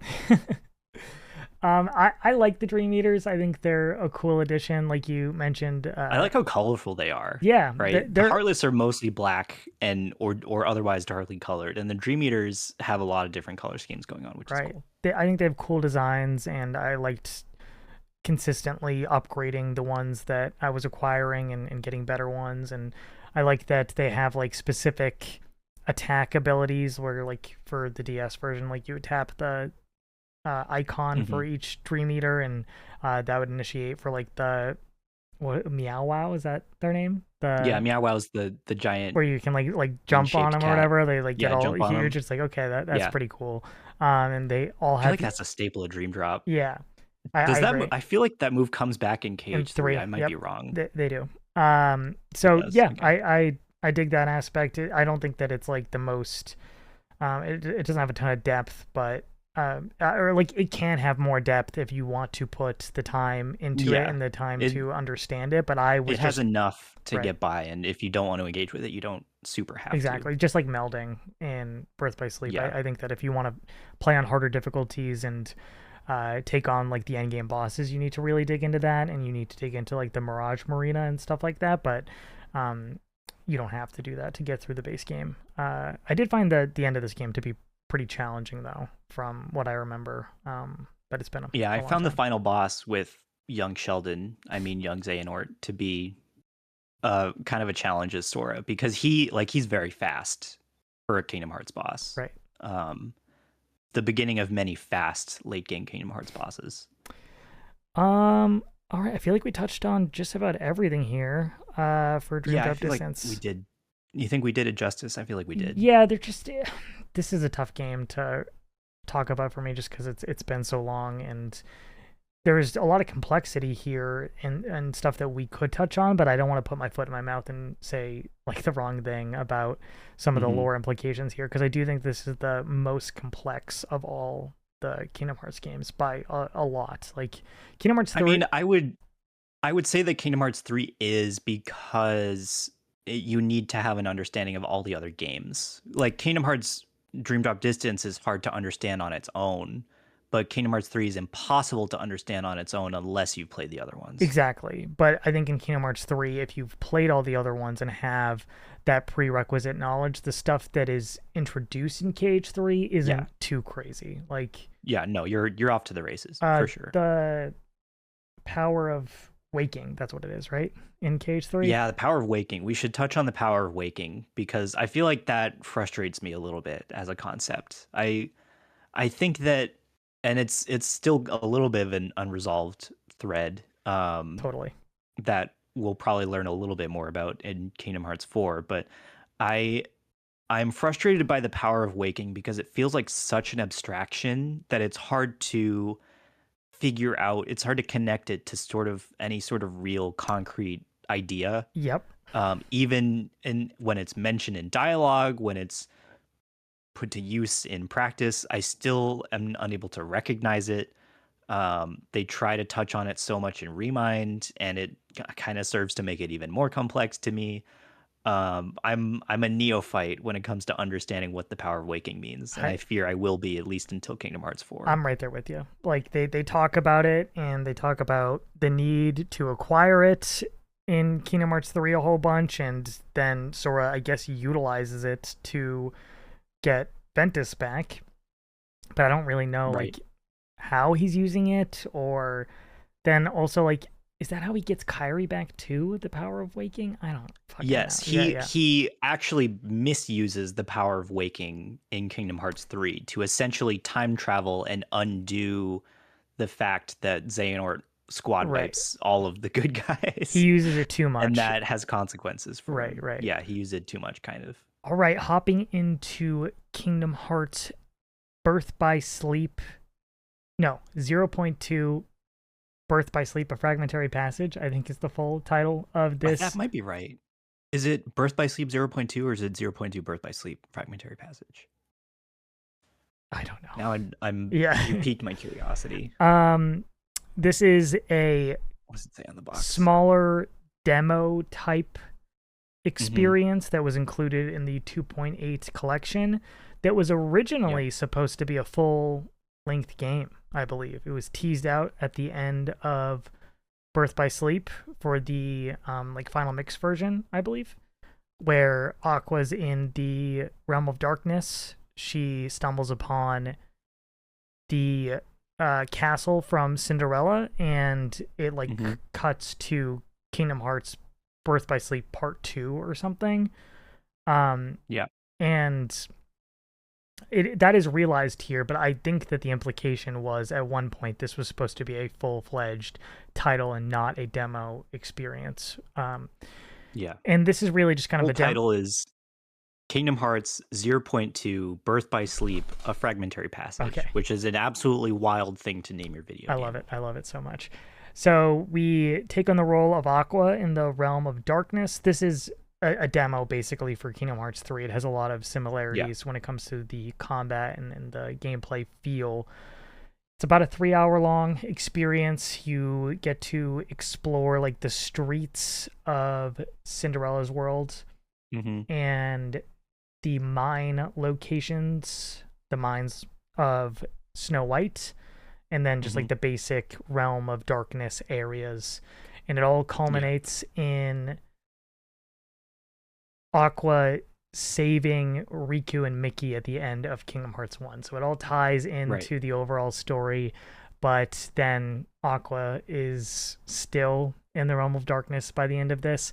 This was a really cool, fun experience. It's a little bit lacking in substantial story progress outside of the ending cutscene that sets up Kingdom Hearts 3. But it was a good time. I think that the art direction here is phenomenal in all of these areas. Seeing these like twisted versions of these Disney worlds is gorgeous. Super cool. Like the particle effects and everything. Yeah. You hear about the realm of darkness a lot, and it's a place that people get stuck in often, but you don't get to see much of it in practice, nor do you get to see what happens to worlds that fall to darkness. And this game illustrates a lot of that, which is really, really cool. Yeah. And we only get a little bit of it in Kingdom Hearts 3. I thought that we were going to get a whole lot of it early on when you step into the shoes of Riku at the Hmm. like right after Olympus Coliseum, in which I guess it's Yeah. just called Olympus in Kingdom Hearts 3. But you play as Riku with Mickey in the Realm of Darkness for like a little bit. Do you even explore the area in that? No, No, it's just a boss battle with with Aqua. the oh, yeah, I guess you do fight Aqua. But I'm also thinking of a boss fight with the Demon Tower as Riku. Oh, right, That might be right. later. Yeah. So I popped off when we were in the Realm of Darkness, and I thought we were gonna get like a full fledged world there in Kingdom Hearts 3, and that it did not manifest. But um, Zero we point 0.2 kind of delivers on that right. though. So that was some consolation for sure. And I do think this does a good job of holding the fan base over until Kingdom Hearts 3. It was a long wait, and this was a nice little refresh Hmm. point that I would really like at this point for the Kingdom Hearts franchise. Going into Kingdom Hearts 4, I would love a smaller experience just to whet my appetite a little bit. And Yeah. yeah, there's some things here that I wish made it into the full game for Kingdom Hearts 3, like the different outfits. I really enjoyed that Yeah, aspect. I loved the outfits. I don't Yeah, know why it felt kind of superficial and tacked on, but I loved the like doing things and getting achievements and having a tangible like cosmetic to show for it. It was really fun. yeah. And then with that finale of the Demon Tower and fighting that boss with on Destiny Islands with that music, dude, Hmm. so good, so hype. I do wish there was like an end game boss that was like really challenging and not just um, the like dark version of Aqua that you fight in the Yeah. mirror or whatever. But uh, yeah, That was kind of challenging though. yeah, it was. The Dark Aqua. It's just not interesting, you know. Like I wish It's true. it like had an interesting Yeah. design or like some sort of like second phase that was completely different than the fight that you do like in the main game as you progress through Yeah. the story. But I don't have a ton to say here. I think that the stuff involving Van and Terra and her like kind of grappling with where they are and being in the realm of darkness for so long and how that's clearly weighing on her. I think that is interesting enough and keeps the plot driving forward without um, feeling stale. Like at least there is some progression here. Oh, my lights just flickered. That was weird. So we're getting some interesting tidbits as we're going through this experience, not just Aqua being sad and melancholic Yeah. as she and talking Yeah. to herself, and then getting that tie-in at the end. I think is interesting and cool. We find out how Mickey loses his shirt. Hmm. At the end of Kingdom Hearts 1. Crazy. Yeah, because that needed to be explained. I was really Had to be, I was dude. really hung up on that for years and years. All right, my internet just cut out. It seems like my power flickered on and off, and it's causing the connection to be kind of wonky. But I feel like we got what we wanted out there for zero point 0.2, a fragmentary passage. So we're Hmm. just going to hop right into Kingdom Hearts 3 here. And I have a few write-ins for Cage 3. We're going to start with Night Echoes. For all the hate it gets, Kingdom Hearts 3 is a dream of a game for me. It might not hit the magical highs of playing Kingdom Hearts 1 or 2 for the first time, but I think the way it wraps up the Xehanort saga is just an all-timer, and the combat in the series has never been better than in Cage 3. Only a couple of worlds like Arendelle and Frozen are truly a letdown, but getting to play unique canon Disney stories like like in Toy Box are some of the greatest storytelling we have seen in the series, period. I agree with much of what Night Echoes says here. I think that Kingdom Hearts 3 was a very cathartic experience for me as somebody Hmm. who had been waiting and waiting patiently for the culmination of this story and hoping that they just stuck the landing. And I feel like they were a little bit wobbly as they hit the floor, but they did in fact end in a place that I think that they can that I would say that they are standing tall as we go into the next saga of Kingdom Hearts. They had a lot of moving parts, a lot of things to wrap up. It is not an easy task, and I give Nomura and the team a lot of props for giving decently satisfying endings for all of these characters and all of these storylines, and being able to weave them together in a way that felt satisfying and rewarding for people who had been there from the very beginning. So with a lot of the discourse that came after Kingdom Hearts 3, it was really difficult for me to as I was playing through Kingdom Hearts 3 for the first time, I checked out from online discussions completely, just played it on my own, didn't talk to anybody about it, came away feeling really elated and excited, and then going onto the internet immediately after that and seeing a lot of vitriol and nitpicking and people just tearing this game apart in many ways was really disappointing. And I feel like over the years that general sentiment has remained basically the same. I feel like there's very little positivity about KH3 online, but I don't let that really deter me from loving this experience and getting to play through these really fantastic large scale Disney worlds, and how Yeah. this does feel like a return to form for the combat as well. There are some missteps when it comes to the combat, but I think overall, like, it is the best it has been since Kingdom Hearts 2. So yeah, I think there's just so much to love about Kingdom Hearts 3, and as I said at the top of this, like, it was just such a magical but very cathartic experience for me. How was your first time playing KH3? Yeah. I agree with 100% of everything that Night Echo said. It's a little bit uncanny. I promise I was not impersonating them to put that right in there. I had the exact same experience with Kingdom Hearts 3. From the first time I played it, this has been my favorite game in the series, Whoa. which is controversial, but I'm okay with shouldering that. Is it the best one? No. No, of course not, but it's my favorite. And I can't divorce my favoritism from the experience that I had in order to be untrue to myself and say what other people expect me to say. But I unequivocally love this game. I think it looks gorgeous. It plays so phenomenally fun.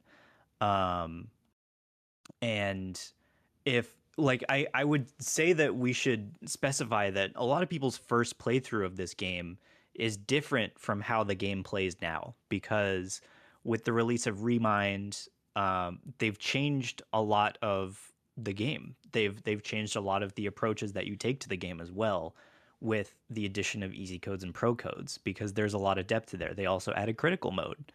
Um, and all of that is not to mention the fact that there are a lot of great DLC additions with Remind to the late game of KH3, which was very significantly lacking at launch. But the complete package that is Kingdom Hearts 3 is certainly my favorite of all the Kingdom Hearts games, because it, like you said, it is really the all-encompassing nature and the scale of that game that absolutely blew my mind from any other previous entry. And we'll get into more of it as we break down different parts of that game, but that's why I think it is my favorite. Yeah. Um, I think you can't really talk about Kingdom Hearts 3 without mentioning like the weight and the higher expectations that that weight dictates for a lot of people, and I think that that is incredibly unfair for Kingdom Hearts 3.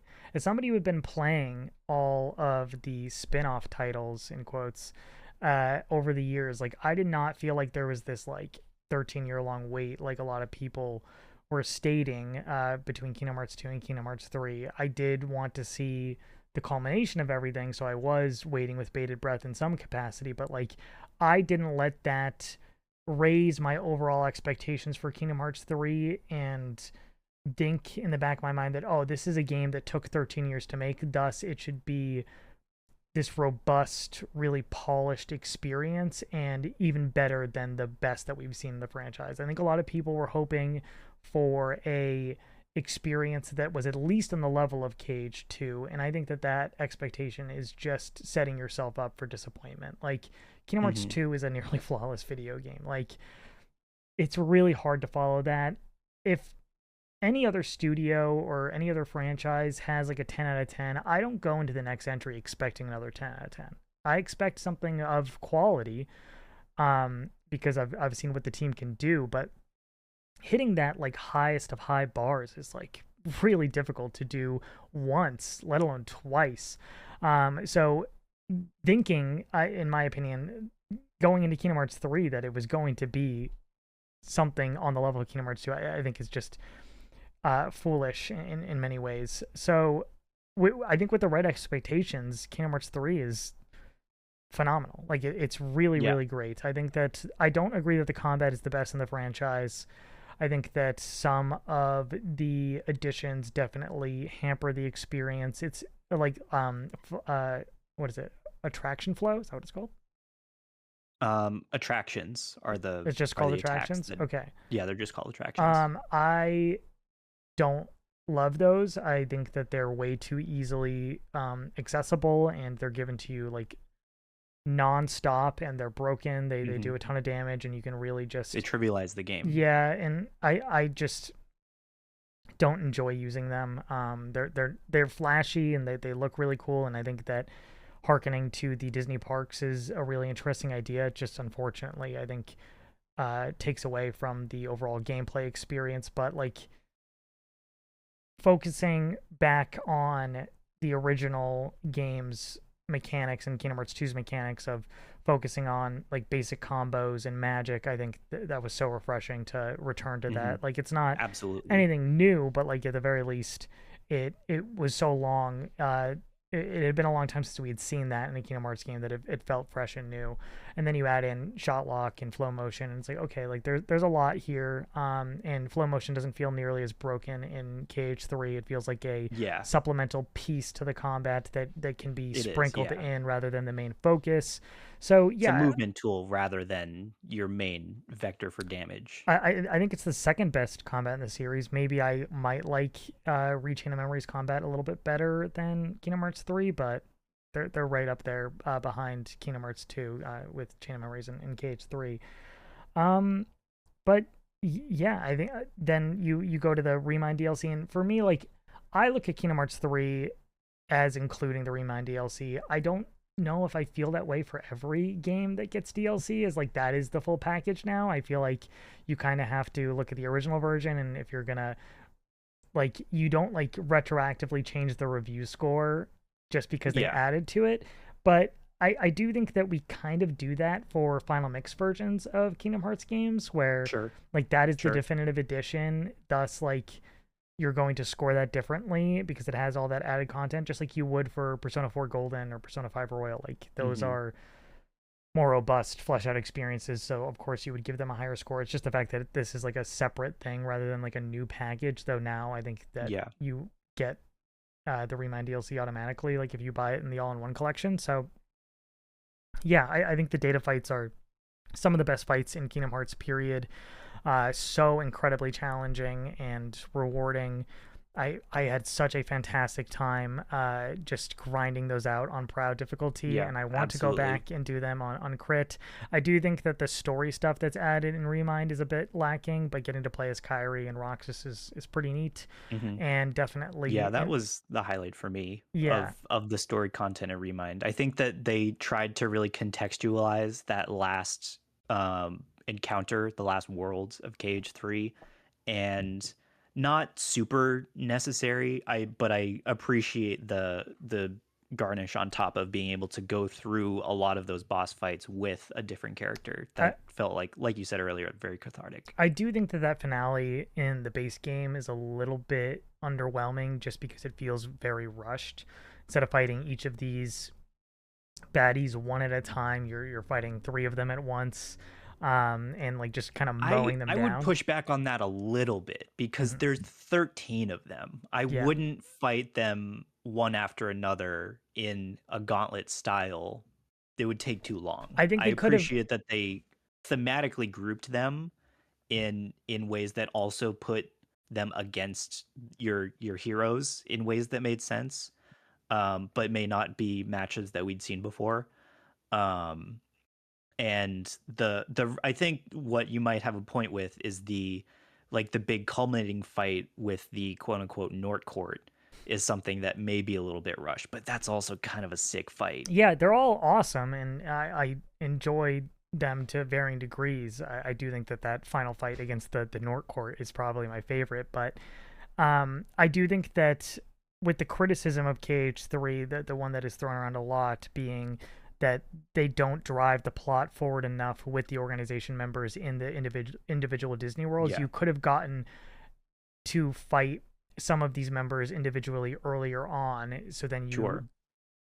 you could have argued that okay, we've clashed, light and darkness has clashed, so Yeah. like even You though they've been defeated, like you still have the 13 lights and or sorry, 13 darknesses and 7 lights, and they have at some point clashed, so it could have still fit into the overall like story Yeah, you that they wanted were to going take for. them out of the picture completely gradually as we go Right. instead of all at the end. Yeah, and I just think that it muddies the water for a lot of those moments with taking out these individual characters. Like the accomplishment of Hmm. defeating Marluxia or defeating Larxene like doesn't feel as satisfying when you're fighting all of them at once. You So, do, I mean, that happens a little bit. You take out Luxord for real mhm. in Caribbean. Do you? You don't fight Yeah, Luxord? he gives Sora a wild card, right? He doesn't show up in Oh, Keyblade Graveyard, right? you're right. I think you're right. It's been a while, but I am thinking about Now, doing. you're still overall correct because I Yeah, wish that were the case for people like Repliku in San Francisco right. and et cetera. It's young Xehanort in Toy Box. So I, Mhm. like they could have been removed from the board far earlier than the Keyblade Graveyard, but the vision was that they wanted them to clash all at the same place at the same time. Right. I like what you say about that though. I agree with you. And then when it comes to the world selection here, I think that this is probably my favorite. If you just go like world by world and property by property, it depends on how you feel about the execution, but I think that they did a great job for just about all of them. I do think Hmm. that like Monsters Inc. and Frozen are a little bit lacking. I do think that they could have done a better job of fleshing out those worlds and making them more fun to interact with. But the original stories for Monsters Inc. and Toy Story are really great, and I love Hmm. Woody telling off young Xehanort at the end of Yeah. Toy Box. I think that's really hilarious and awesome. Yeah. And I've said this before on other podcasts, but if you had told me as a kid that Toy Story was going to be in Kingdom Hearts, my mind would have imploded. Like I Hmm. was obsessed with both of these things when I was a kid, and it's really cool to finally see this franchise in Kingdom Hearts. So yeah, I think that combat's rock solid. World selections fantastic. My favorite world is Toy Box personally. When it comes to the Disney worlds, I think it's probably my favorite world. Period. Though, I do think that I think in Birth by Sleep, Keyblade Graveyard is kind of lacking. You don't get to explore very much of it, though it's a pretty desolate, barren area, so I understand why. Hmm. And then we get a little bit more in Kingdom Hearts 3, but it's still just kind of in that maze Yeah, it and is. a string of It's a boss fights. maze, and even though it's a maze, it's still kind of linear, Right. right? So I think that's a bit disappointing and takes away from that world's opportunity to be like one of my favorites. In most of these Kingdom Hmm. Hearts games, the end game world is always my favorite, but I don't think that's the case here with Yeah, Keyblade like the Graveyard or Keyblade Scala. Graveyard is a very sorry to interrupt. Yeah.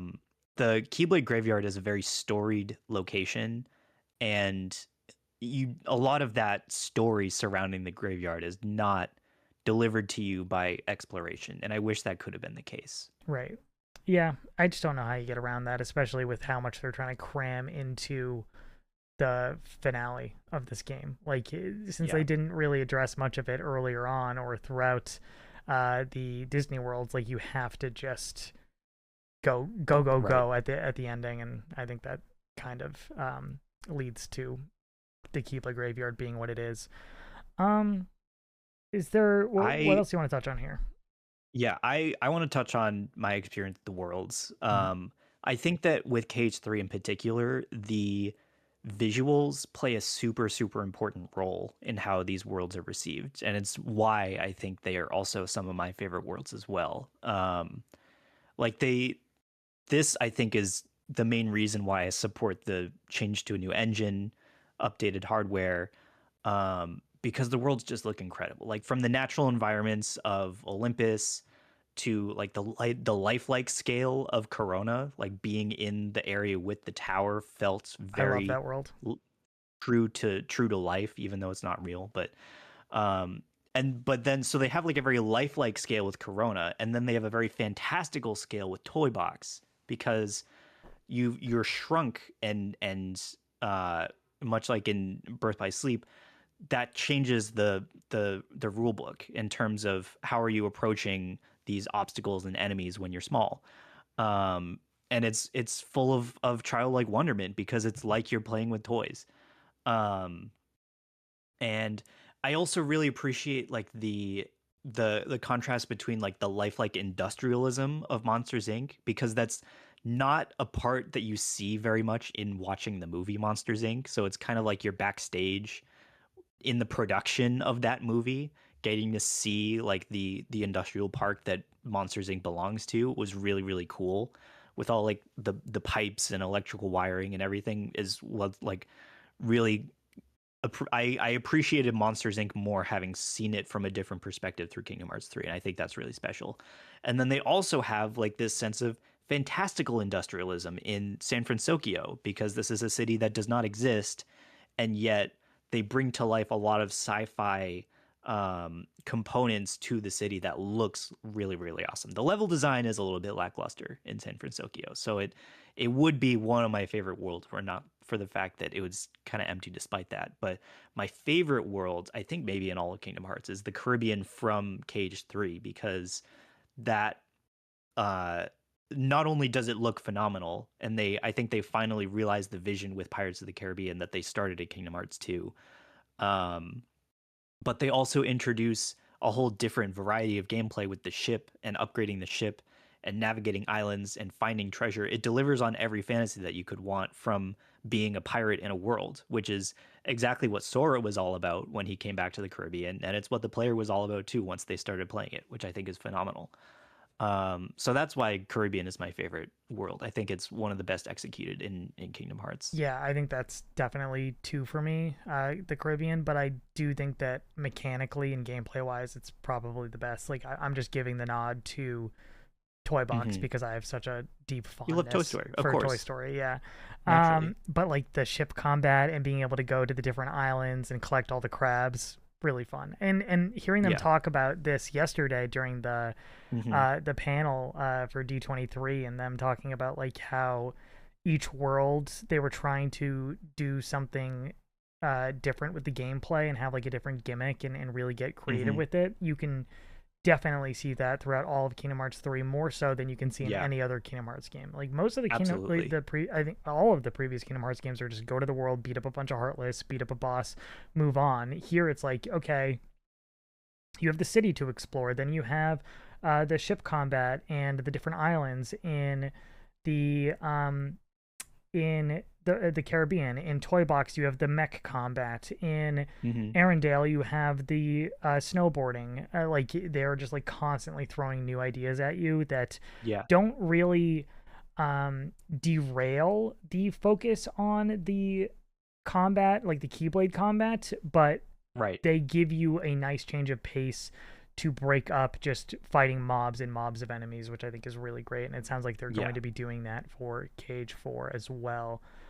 Um, how do you feel about like the culmination for these stories, for the different trios, and then uh, Hmm. finally beating Xehanort for what we thought at the very least was the last time? Though we know that young Xehanort is in Kingdom Hearts 4, so I don't really know how that's gonna work. But yeah, how do you feel Yeah. about the Keyblade I Graveyard section and the finale? I would liken this, if anyone has seen the movie Avengers Endgame, this is the Avengers Endgame of Kingdom Hearts because it is the culmination of many different storylines that were set on collision courses, and this is the part where they collide, um, which I find delightful. I played these games for the first time, really, all the way through in succession with each other. I binged basically the whole series, which made the culmination in Cage 3 to be that more special to me because it felt like, all of the other storylines were top of mind. So I recognized everybody. I knew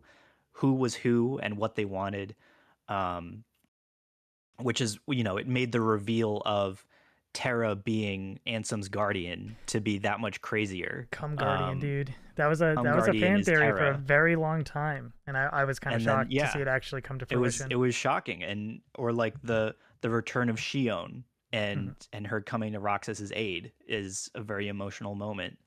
Um, in and the Wayfinders reuniting is a payoff that we really have been waiting for since Birth by Sleep, like you said, for a very, very long time. And that was done very well. I think it was a very satisfying reunion for those three who really all they wanted to do in BBS was just chill out together, and they Mhm. finally got to at the end. Um, so I love that almost all of the cast, right, got the closure that we hoped for them. And in that way, so many separate storylines found satisfying conclusions, which I can really appreciate.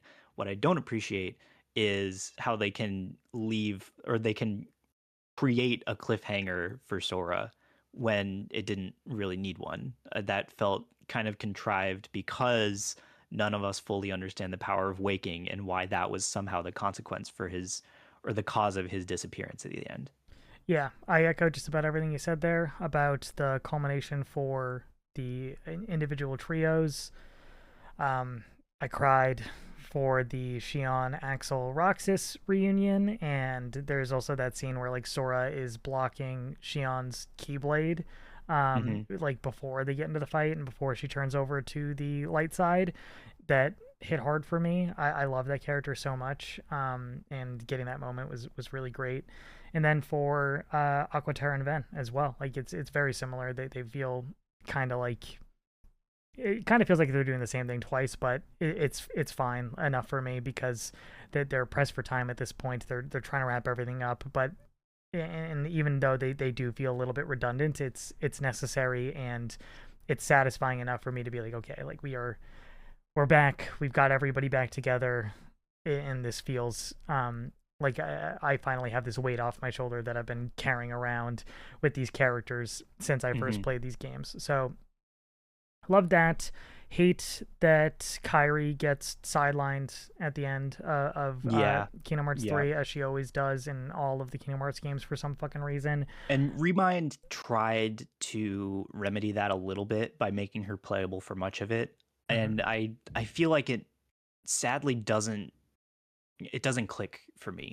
They're And just I like, here, like we know that you're upset about this, and this hopefully will mend some of that for you, the fans. And I yeah, do think I that don't it helps, know. but it does feel like they're just like fine. Like it doesn't feel Yeah, like they had like a good reason to do it outside of we need to mitigate some of this backlash that people are throwing our yeah. way. And, the same thing can be said about the Final Fantasy characters inclusion in Remind. They were just like, Hmm. just show the fucking Final Fantasy characters because people want to see them, even though they are kind of just like exposition dumping for the data fights.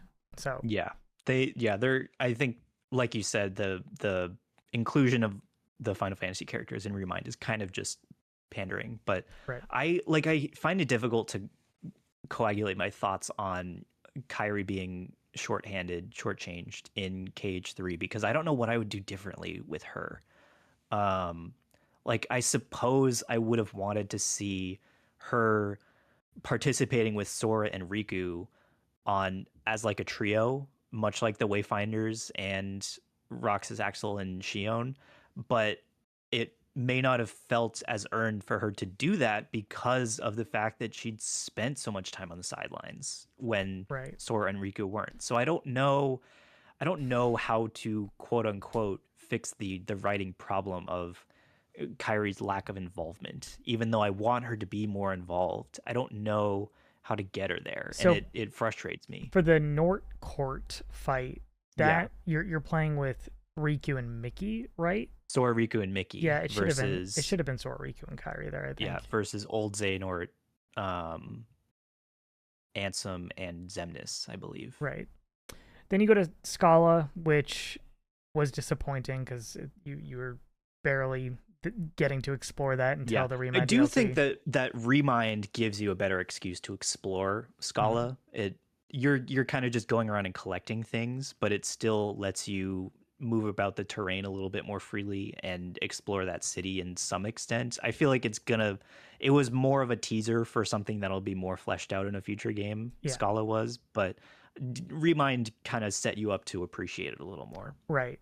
You have the fight with like the 13 Xehanort copies with Yeah. like the goat masks on, which are Dude, pretty Armored cool. Xehanort looks freaking cool. Yeah. And then Very intimidating boss. the final fight, I think, with Xehanort is epic and over the top. Yeah. Hype is all Yeah. hell, and I love the fact that it's Sora, Donald, and Goofy at the end. Like Yeah. Yep.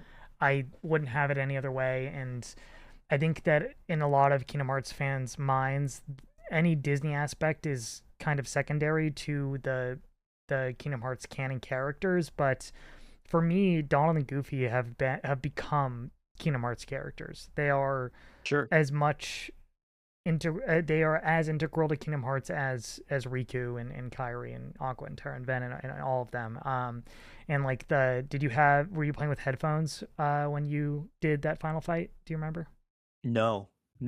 So did Donald and Goofy talk through your controller microphone?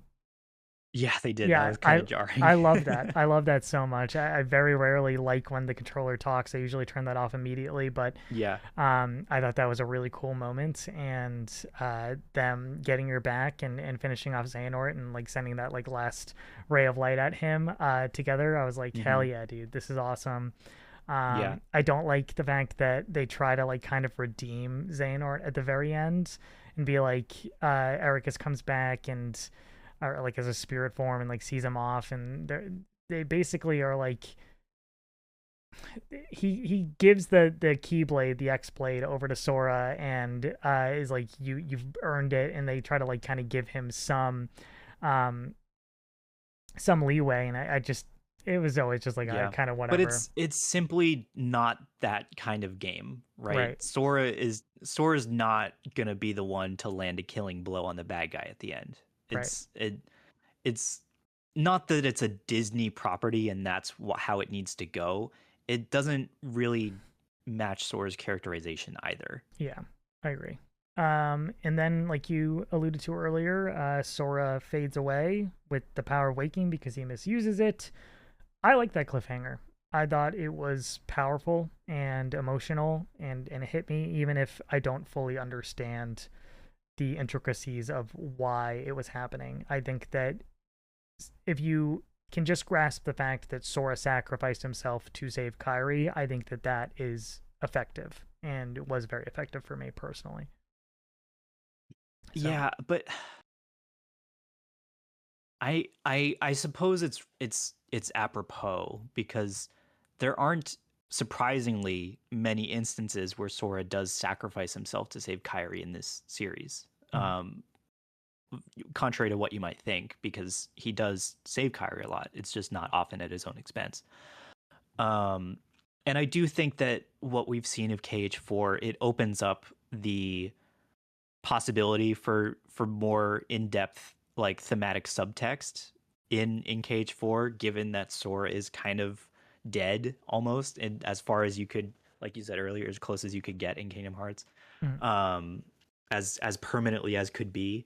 And I think that the exploration of that of loss and missingness and grief can be handled now in Kingdom Hearts where it previously could not have been. So there's a silver lining to it, but I feel like in a culmination of a major, like, 20-year almost story arc, I can't help but just want them to be together. I want the final breath of that Darkseeker saga to be one of togetherness, because it's what they had been striving for across the saga. Yeah, I agree with that sentiment if they weren't going to continue on. And if they are going to continue on, which clearly they are, they felt the need to set stuff up for the future, and we see that throughout all of Kingdom Hearts 3, unfortunately. I would have liked this to have just been like, you close the book, You go out on top. It's over. We have nothing going on with the fucking foretellers and the Master of Masters and this Hmm. fucking box. And Sora is back on the beach with his friends, and they're all happy and jolly, and they've beaten the bad guy, and they are able to ride off into the sunset together. But since they are moving forward with it, I am fine with them going about it in the way that they did here. Yeah. Yeah, So I think so too. I wouldn't want to um leave Sora on Destiny Islands and continue Kingdom Hearts without him. So this is like it leaves a bad taste in my mouth, but all the rest of the ending to Kingdom Hearts 3 is is better, and it outweighs the unsatisfaction that I get from that. and then we have the secret cutscene at the end with Lushu, who Hmm. is the Master of Masters' right hand man, summoning the foretellers and meeting up with them with the black box. That's what it's. Is it just called the black box, or is there a? I think so. Yeah, I don't think they have a name for it. right. Or if they do, I don't know it. And it's revealed that Zigbar is Lushu. He's been pulling the strings Right. behind the scenes the whole time, and helping Xehanort to eventually, I guess, become like the one who is the all-powerful ruler of Hmm. everything. Yeah. So I'm intrigued to see where this story goes. We saw Lushu for the first time in the trailer that we got yesterday. Yep. So clearly he's going to be very involved, which you could have assumed just from this final cutscene. We've not seen the foretellers yet in Kingdom Hearts 4, but from the trailers, but we have like the dandelions and Strelitzia Yeah. and Sigurd and all those. We've seen a handful of characters that are from the mobile game. So I would expect that the foretellers and obviously now Lushu and the Master of Masters, they're all going to be integral to this Right. next chapter. And so let's move on to the future here. Well, I want to talk a little bit more about KH3 Yeah. because we didn't touch too much on the gameplay. Um, because I first off, to get him out of the way, there's a lot of side content in KH3 that I think gets overlooked. For mini games, I think this is a great return to form for Kingdom Hearts, with the exception of the 100 Acre Wood because those mini games really suck. Suck. Um, but there's a bunch of other side pieces to Kingdom Hearts 3 that is so much fun. The Flan mini games are actually a lot of fun Mhm. and is the main vector by which you get the synth materials for the ultimate weapon. And I think that's it harkens back to Mushroom 13 a little bit, where you're doing crazy objectives in each of the worlds to get a rare item. And they were such a joy to do. Some of the Mushroom 13 can get kind of infuriating if you do them for long enough. All of the Flan games were challenging but fair in a way that put a smile on my face. And I also want to talk about the gummy ship, right? We haven't talked about the gummy ship nearly enough on these podcasts because they haven't been in any of the three games, right, that we talked about previously. Yep. Um, so that's fine, but in we still haven't given the gummy ship enough discussion because it's kind of ubiquitous in the numbered titles. And I think this is the best iteration of the gummy ship. Um, there's a lot more going on in this world that, or the gummy space, that makes it more engaging than even just a regular shoot 'em up sequence. And I applaud Cage 2 for adding enough depth to those to make them like proper shoot 'em ups. But I think that Cage 3 goes above and beyond by linking the gummy ship back to the actual gameplay proper, because the gummy ship is the easiest and most reliable way to get upgrade materials for your keyblades, which I think is a major needle mover, especially for people looking to challenge themselves in order to increase your damage output and have better results in these fights. Engaging with the gummy ship is the way to do that. And there are even more fun ways than just running around and shooting things in the gummy ship. There are really fun constellations to take photos of, which are all Final Fantasy references. People don't mention that there is Final Fantasy in KH3. They're just constellations in gummy space, like Ultros from FF6. I think a Moogle Katuar. They're all in there. You just have to look for them in the stars. Mhm. Um, And then the gummy bosses are also really great and challenging. And They there's are like super challenging. bosses in there's super bosses in gummy space, which is crazy to me. I wouldn't have expected that from a gummy ship section. They always seem kind of tacked on to break up the gameplay, but this, it feels like an actual proper bespoke side mode that they put a lot of time and effort into. So I want to applaud the gummy ship in KH3 for being really, really awesome. It is definitely more robust, and I appreciate their effort to try to make it a more integral part of the overall gameplay loop with like the synthesis materials that you can acquire through the gummy missions and or the gummy ship areas, because they're not really missions, they're just flying around in this open Yeah, space. yeah, yeah. But I still kind of lament every single time I have to get into the gummy ship, where I'm just like, I would almost always rather be in one of the worlds than be in the gummy ship. Even if it is the best it's ever been, I still think that it is a step down from the other gameplay that is featured in like the base parts of the game. I don't know. I disagree because it lends itself, like we've been saying with Cage 3, it lends itself to the scale because Mhm. in Birth by Sleep, you're just navigating a map. You're going from place to place, and that's it. There is nothing in between, despite you physically navigating the space on your Keyblade ship.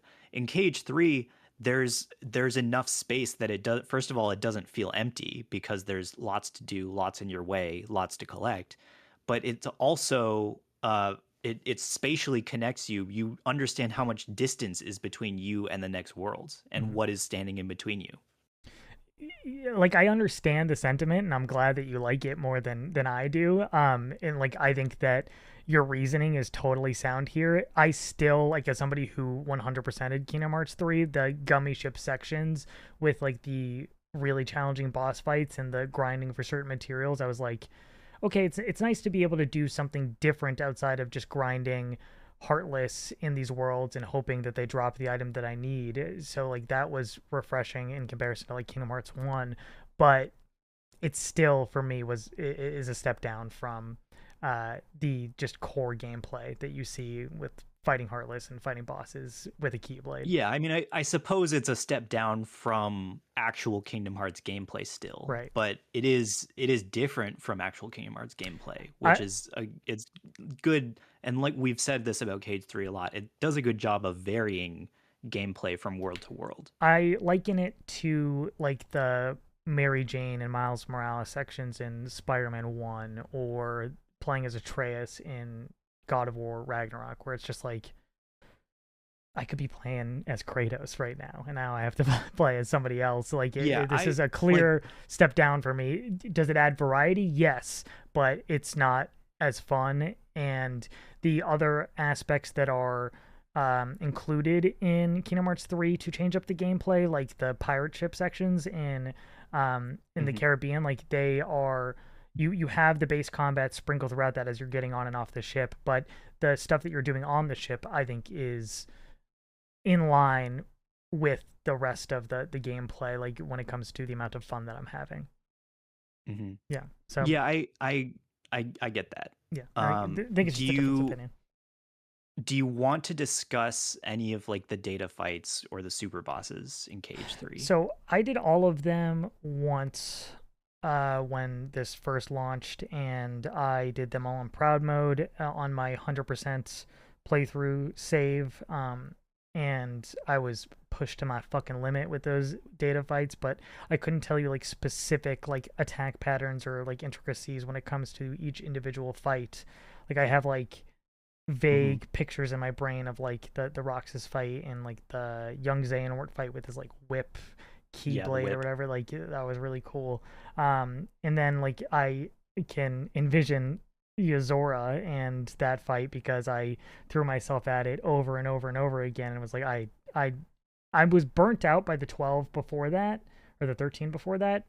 And going into Do Yozora, I was just like, okay, like, I need to just move on to something else because I'm not getting close to finishing this right now. And if I'm going to finish it, I want to do it on the hardest difficulty, so Hmm. I can put it to bed. Because I think that if I do it on proud mode, I'll basically be like, okay, I've done it, I've accomplished it, and I'm never going to beat any of these bosses on crit. Which I think that for me, beating the end game bosses in Kingdom Hearts 1 on Proud, which is the hardest difficulty in Final Mix for that game, and then crit for Kingdom Hearts 2 and crit for Kingdom Hearts 3, that's an accomplishment that I really want to acquire. So I'm going to get around to doing that eventually. I have the itch right now with the Kingdom Hearts fever that's going on with all the new information and trailers. I want to play more Kingdom Hearts, and I think that might be a good way to do it. I'm like halfway through a Kingdom Hearts 3 critical playthrough, but then once I get to the end, I'm going to have to grind to level 100, and I'm going to have to get all the materials that I need to get the best Keyblade. So yeah, it's going to be a lot, but I'm kind of and with all the Yeah. games releasing in September, I just don't think I'm gonna have the time, but I want to do it right now. But yeah, I love those fights. What's your take on them? I want to link the discussion of the Cage 3 endgame to a little bit of trophy talk because I know you're also a trophy hunter. Mm-hmm. Um, the Remind has its own trophy list, so it doesn't have a separate platinum trophy, but you can still get 100% trophy completion for Remind. And there is one trophy in the Remind DLC that dictated my entire second playthrough of Kingdom Hearts 3, and it's called the Risk Taker trophy. And you get it for achieving a certain amount of points that you earn from applying pro codes. And pro codes are a system that they added to the Remind DLC that kind of goes on top of a playthrough, and they're modifiers that make the game different, challenging, harder. Um, and they made the game so much more fun. If you haven't played Cage 3 since it launched and you're like, this game was too easy, I don't like the attractions, the combat was too repetitive, it was monotonous, it wasn't fun, I urge you, I challenge you to play the game with pro codes, and you may rethink your stance on that because they absolutely overhaul the combat. I'll read you a few of them. Um, they make the game way harder to varying extents, but one of them is default stats. So your whole team is return to default stats. It's like a level one run. Um, Zero defense. Your defense is set to 0, so you take more damage. HP slip during battle. Your HP decreases just for fun. Just it decreases over time, like you've been poisoned. MP slip, same thing, but for MP. So your MP bar will decrease over time, and if you leave it, it'll eventually just get to 1 MP, and you'll only be able to cast one spell. No shot locks is a modifier. No cure. You could just not be able to cast cure in a boss fight. No items, so now you cannot heal at all whatsoever.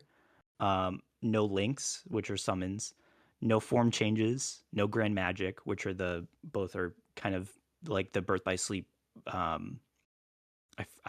also forget what they're called, but form changes are when your Keyblade changes form. They're like drive forms Right. in Cage 2. Um, Here's a big one: no attractions. You can turn attractions off. They can be absent from the game for everything. Um, no team attacks, which would be like reaction commands from Donald and Goofy, like limits. No Koopa coins, which are like your fairy in a bottle, Phoenix Down type items. And ability limit, which is you can only spend 30 AP when you pick your abilities, which is not a Oh, lot. damn. So those are all of the pro codes in Cage 3. So And yeah, go ahead. so when you did your playthrough with these pro codes on, were you playing on critical? And I was playing on Proud. okay, and which ones did you have on? So that's the trick because the trophy only keeps track of if you get a certain rank. So you need to have most of them on. You don't Okay. need to have all of them on. You need to have most of them on. So you can pick and choose which ones you turn off in order to get enough points to eventually get the trophy. Can you turn them off In and order, on the fly? you can turn them on and off as long as you're not in combat. Okay. So you can do it. You can do it as you're exploring the world in between fights. You can do it right before you get to a boss fight. You can do it from the retry menu if you keep dying to a boss. So you can tinker with your pro codes as you're trying a boss to see what'll work and what won't. I was doing all of these things constantly as I was playing the game. I was turning codes on, I was turning codes off. There were some that I kept off the whole time, like Koopa coins. I could just decide I'm never going to use those. attractions. I didn't want to use those anyways. But those are worth fewer points than like HP slip. So you can decide, okay, what is going to be my source of healing for this fight? And that changes depending on what fight you're going up against because the bosses fight you differently.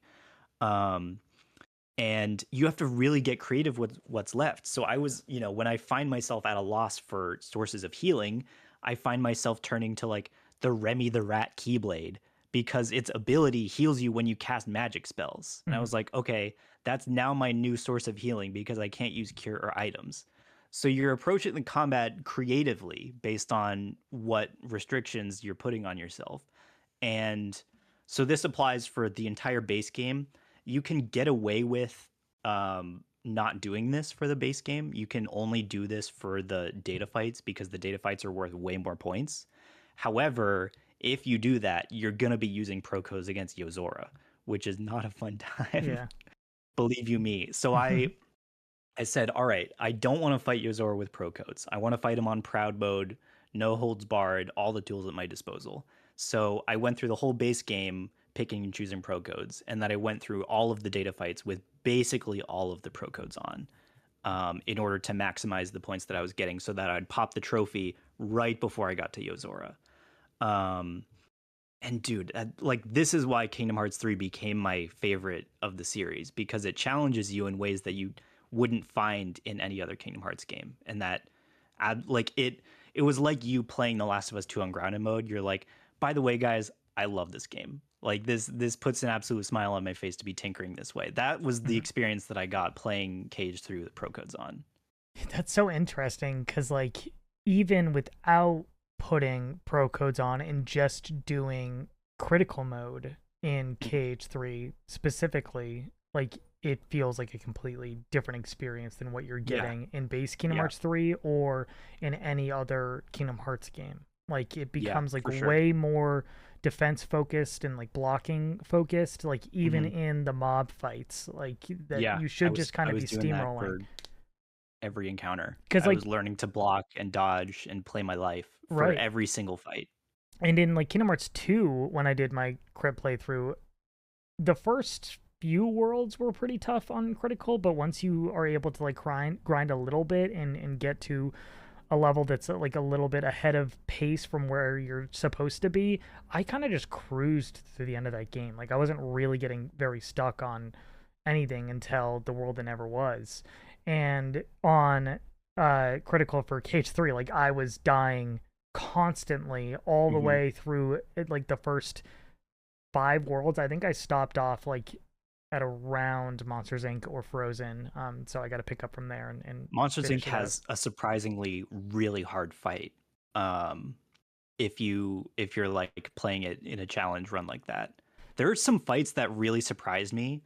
Like 2 of the hardest fights in that entire experience was like the horse carriage fight in Corona, which is just like a random Heartless boss.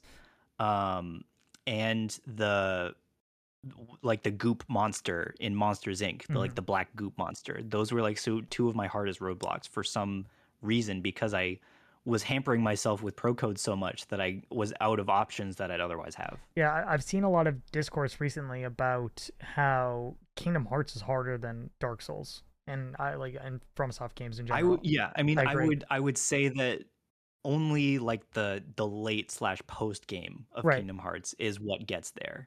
The otherwise your regular blind playthrough of a normal Kingdom Hearts game, even on Proud, isn't like the most challenging experience, and it won't challenge you if you're someone who's used to like a Souls game. But once you get to the post game, that's when they take the weights off, and that's when you're really like, oh, I need to lock in and fight these guys like they are Souls bosses. You take the hardest bosses in Kingdom Hearts, like the 10 hardest bosses versus the 10 hardest bosses across all of FromSoft. I don't think it's even close. I think that Kingdom Hearts clears when it comes to difficulty. I think it's close, but I think that there are some outliers, and I think like Kingdom Hearts' outliers are more challenging than FromSoft's outliers. Yeah. Like a lot of the bosses that people point out, like the final boss in the DLC for Elden Ring or the final boss of Sekiro, like it's like, okay, you're going to be spending like hundreds of tries trying to get through this and master it. And I would say that for me, it's like There was a few on proud mode that I beat in like 10 or so tries, but like most of them, it was like 50, 100 Yeah. tries of just throwing And myself at it and learning it. like here's my 2 cents on like the FromSoft comparison. In a FromSoft game, you can over level and make these bosses easier. In Kingdom Hearts, the post game bosses assume you are over leveled. Mhm. Like level 99 is the minimum that these bosses are tuned to.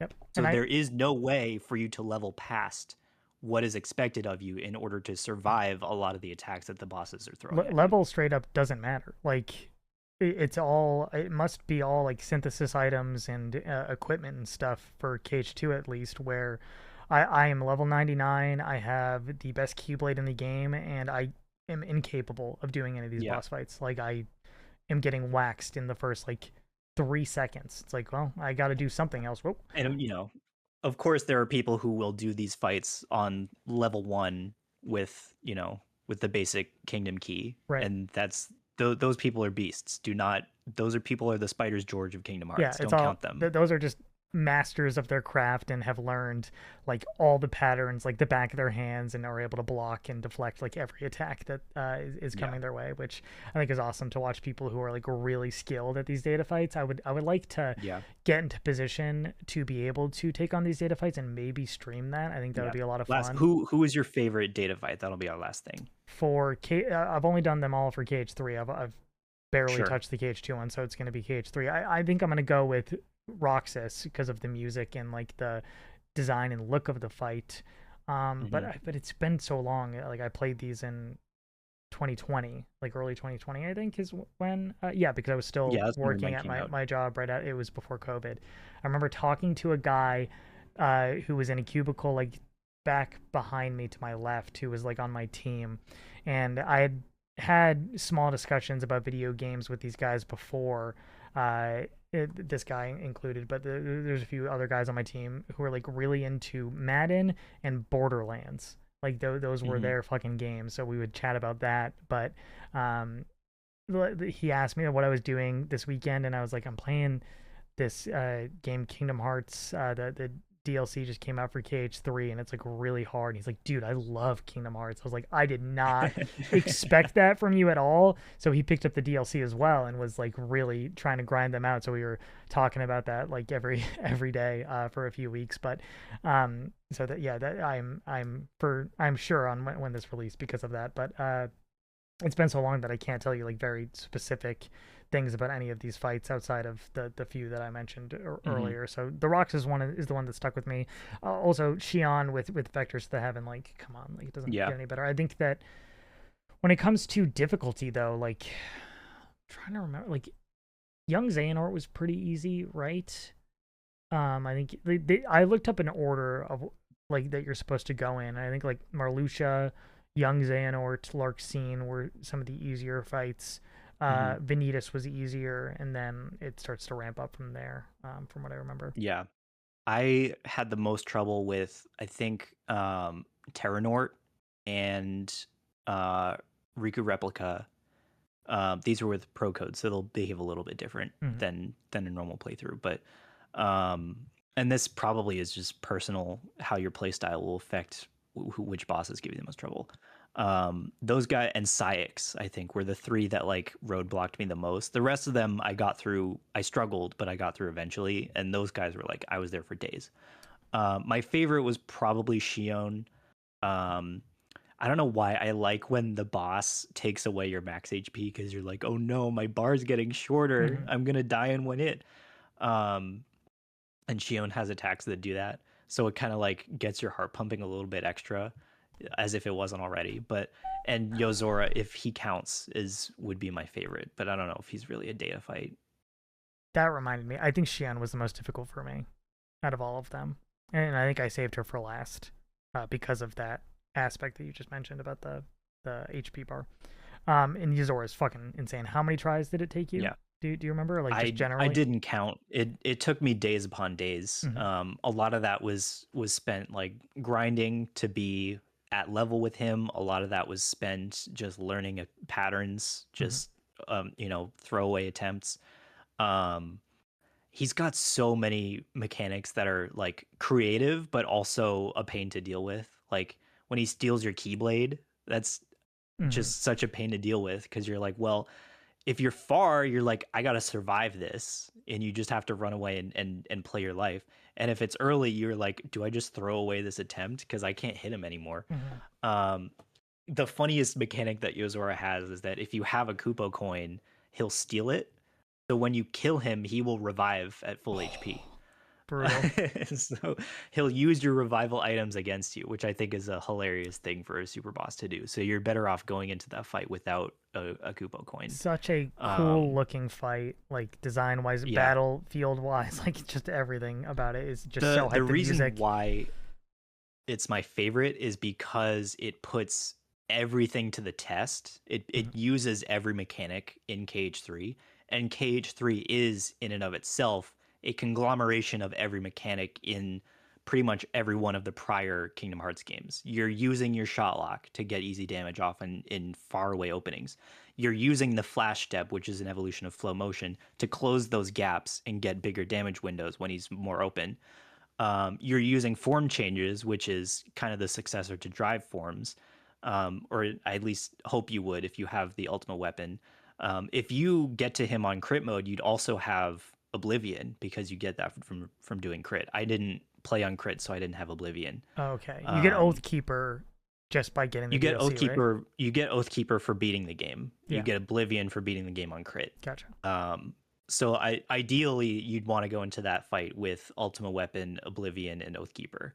And there's also I think a special form change if you have both Oblivion and Oathkeeper equipped, Yeah, but I'm not sure if that's real or if that's just something I heard. Um, but you're using everything that the game has to offer, which is really everything the series has ever offered in order to win this fight, which made me feel super accomplished when I finally did it. yeah. Dude, like just going through all of this with the data fights and just discussing the combat in Cage 3 and like how difficult it can be, which was a letdown for the original release. It was way too easy, even on the hardest difficulty Yeah, at the launch. super boss in Vanilla Cage 3 is What are like we with doing? Dark Inferno. Yeah, Yeah, what a letdown first of try of for a me. I super was like, boss. dude, this sucks. But I do think they made up for it with Remind, and I think that, like I said earlier, you can poke some holes in this and talk about the attractions, and you can talk about like the floatiness. People really harp on the floatiness in Dream Drop Distance and in this game, and I guess 0.2 as well. But like, it's never really bothered me that much. Like aerial combat is still a lot of fun. It maybe isn't as complex, or I guess grounded would be the best way to put it. Like where you feel like you have like full control when you're on the ground as Sora in like KH2, and you can like link up like and execute these complex combos and then go into the air. But like when you're just constantly being thrown into the air in KH3, it can kind of make the gameplay feel a little bit more stale. But I've never really harped too much on that personally. Yeah, me I neither. like the combat a lot, and this is definitely amping me up to want to get back to it. The biggest roadblock for me is that in here I have the PS5 Pro.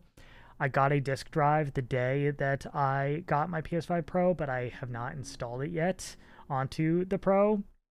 And I own KH3 on disk, so I would have to go through the I process of see. putting the disk drive on. I literally opened up the store last night to potentially buy KH3 again. I was like, I can't do that. That's such a waste of money. That would be so stupid. Do not do that. Um, so yeah, I think we have we touched on everything with KH3 that we Yeah, want to touch on. All right, I think so. let's go into Kingdom Hearts 4 in the future. We talked about it earlier. We have set up a lot of stuff for the next saga for Kingdom Hearts with the Foretellers, Master Masters, Lushu, the Black Hmm. Box, Sora dying because of the power of waking. He's in this other realm, the world of fiction, that looks very much like Final Fantasy Versus 13 when it comes to Yep, sure Quadratum. does. So Nomura has not been able to get away from that. His obsession around He wants to make that game so bad. the idea of mixing fantasy and fiction together, Yep. or fantasy and reality, I think is the way that he put it for the Yeah. initial For trailers Final Fantasy for 15. versus Yeah. 13. Yeah, yeah. So I think that led to a lot of people speculating when we had only seen Quadratum. Like, is this going to just be focusing on the Kingdom Hearts narrative and this specific world and the characters that were introduced in the mobile game that are now in Kingdom Hearts 4? Are we going to be seeing more Final Fantasy integration into Quadratum, and it's going to lean more into the Final Fantasy aspect rather than the Disney aspect?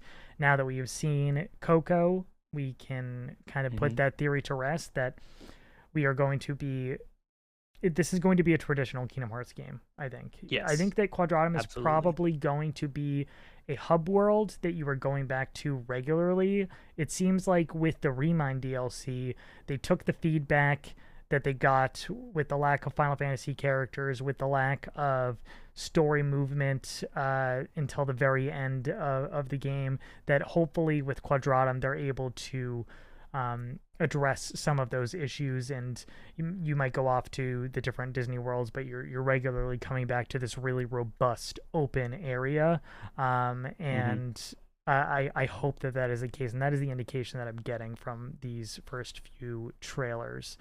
So yeah, we got the new Coco trailer on Friday night, the minute and a half version. Yep. And then we got a full trailer yesterday on Saturday that is about 4 minutes long, showing off more Coco.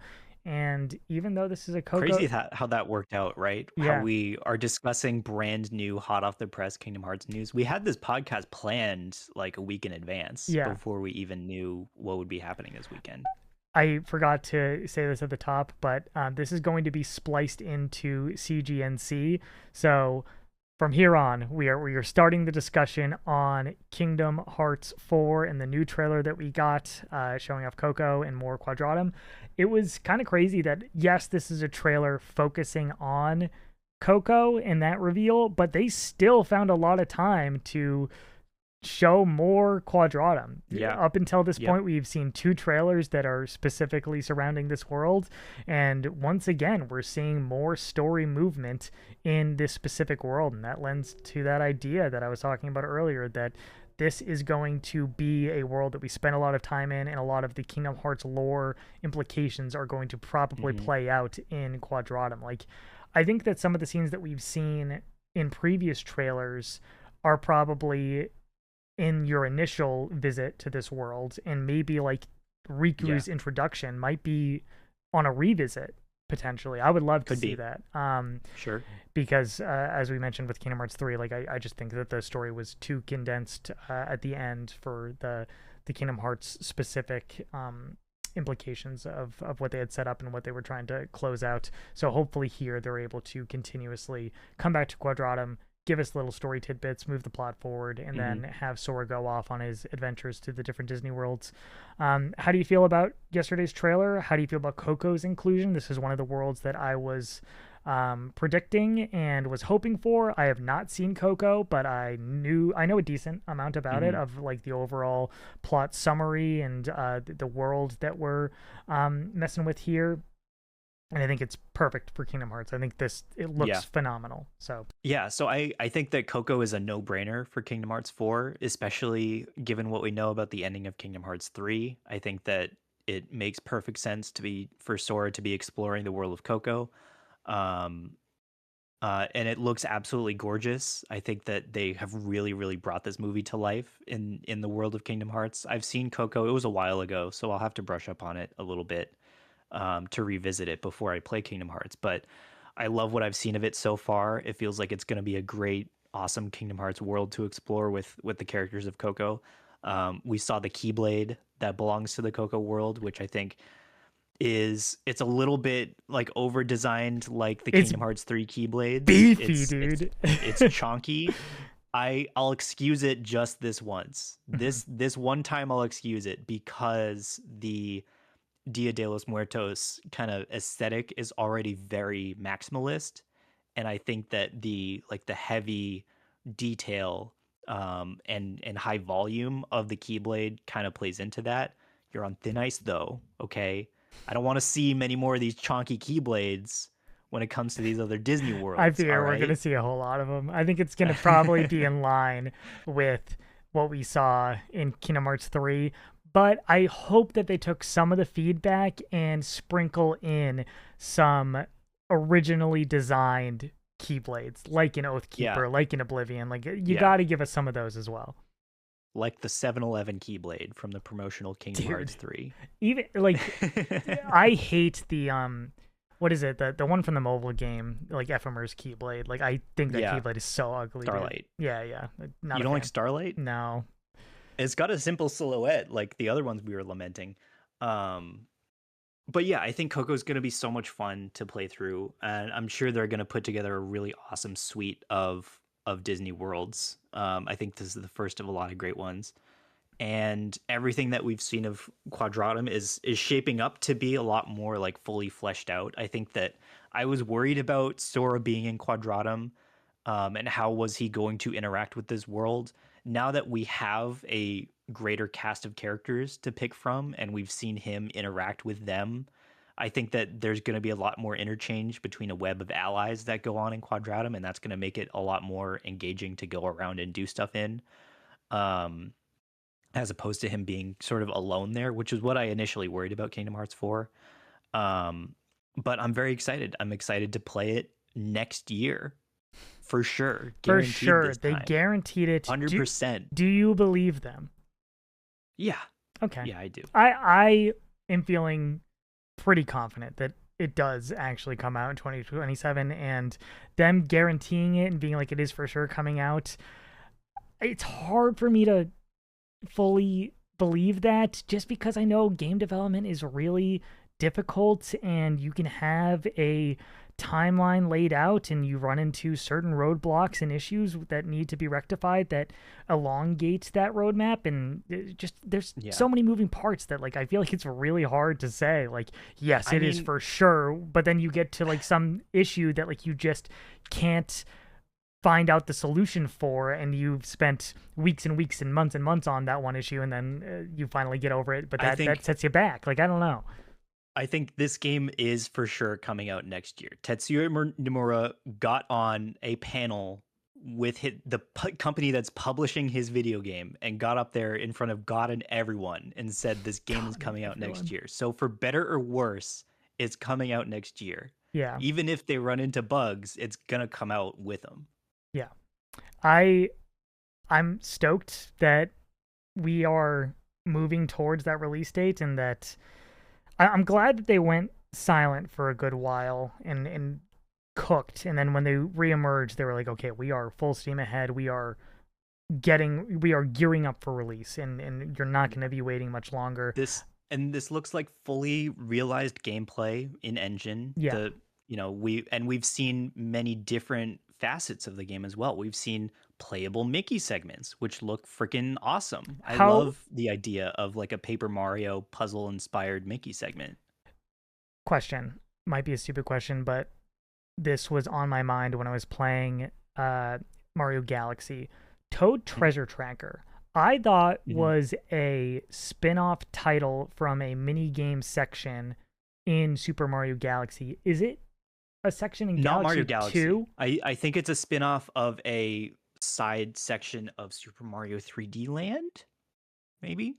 Okay, One of the Wii U games. It's not one of the Galaxies. you're I can right. say that with certainty. You're correct. That's what it was. But we were introduced to Adventurer Toad in Galaxy. That makes sense. Captain Toad. Captain Toad. Yeah, sorry.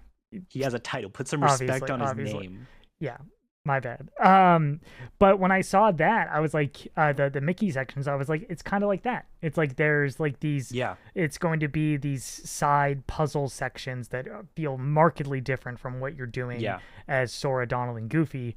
But it's going, like, it seems like it's this fully fleshed out, robust slice of the gameplay that is going to hopefully not feel like just this side piece that you're thrust into, kind of like the gummy ship, like we talked about earlier, Yeah. where it's like, It already looks like there's a lot of attention put into this Mickey mode, and what they were saying at the panel seems like there are a lot of mechanics going into it that'll make it engaging as a And puzzle system. and puzzle solving isn't really a thing that we've seen in Kingdom Hearts very No, much. It's not like they're robustly. very There's light puzzle solving. minimal puzzles Yeah, in each game, but nothing really to this scope. yeah. So I'm excited to see how that works. Yeah. And then we can also touch on the playable Donald and Goofy.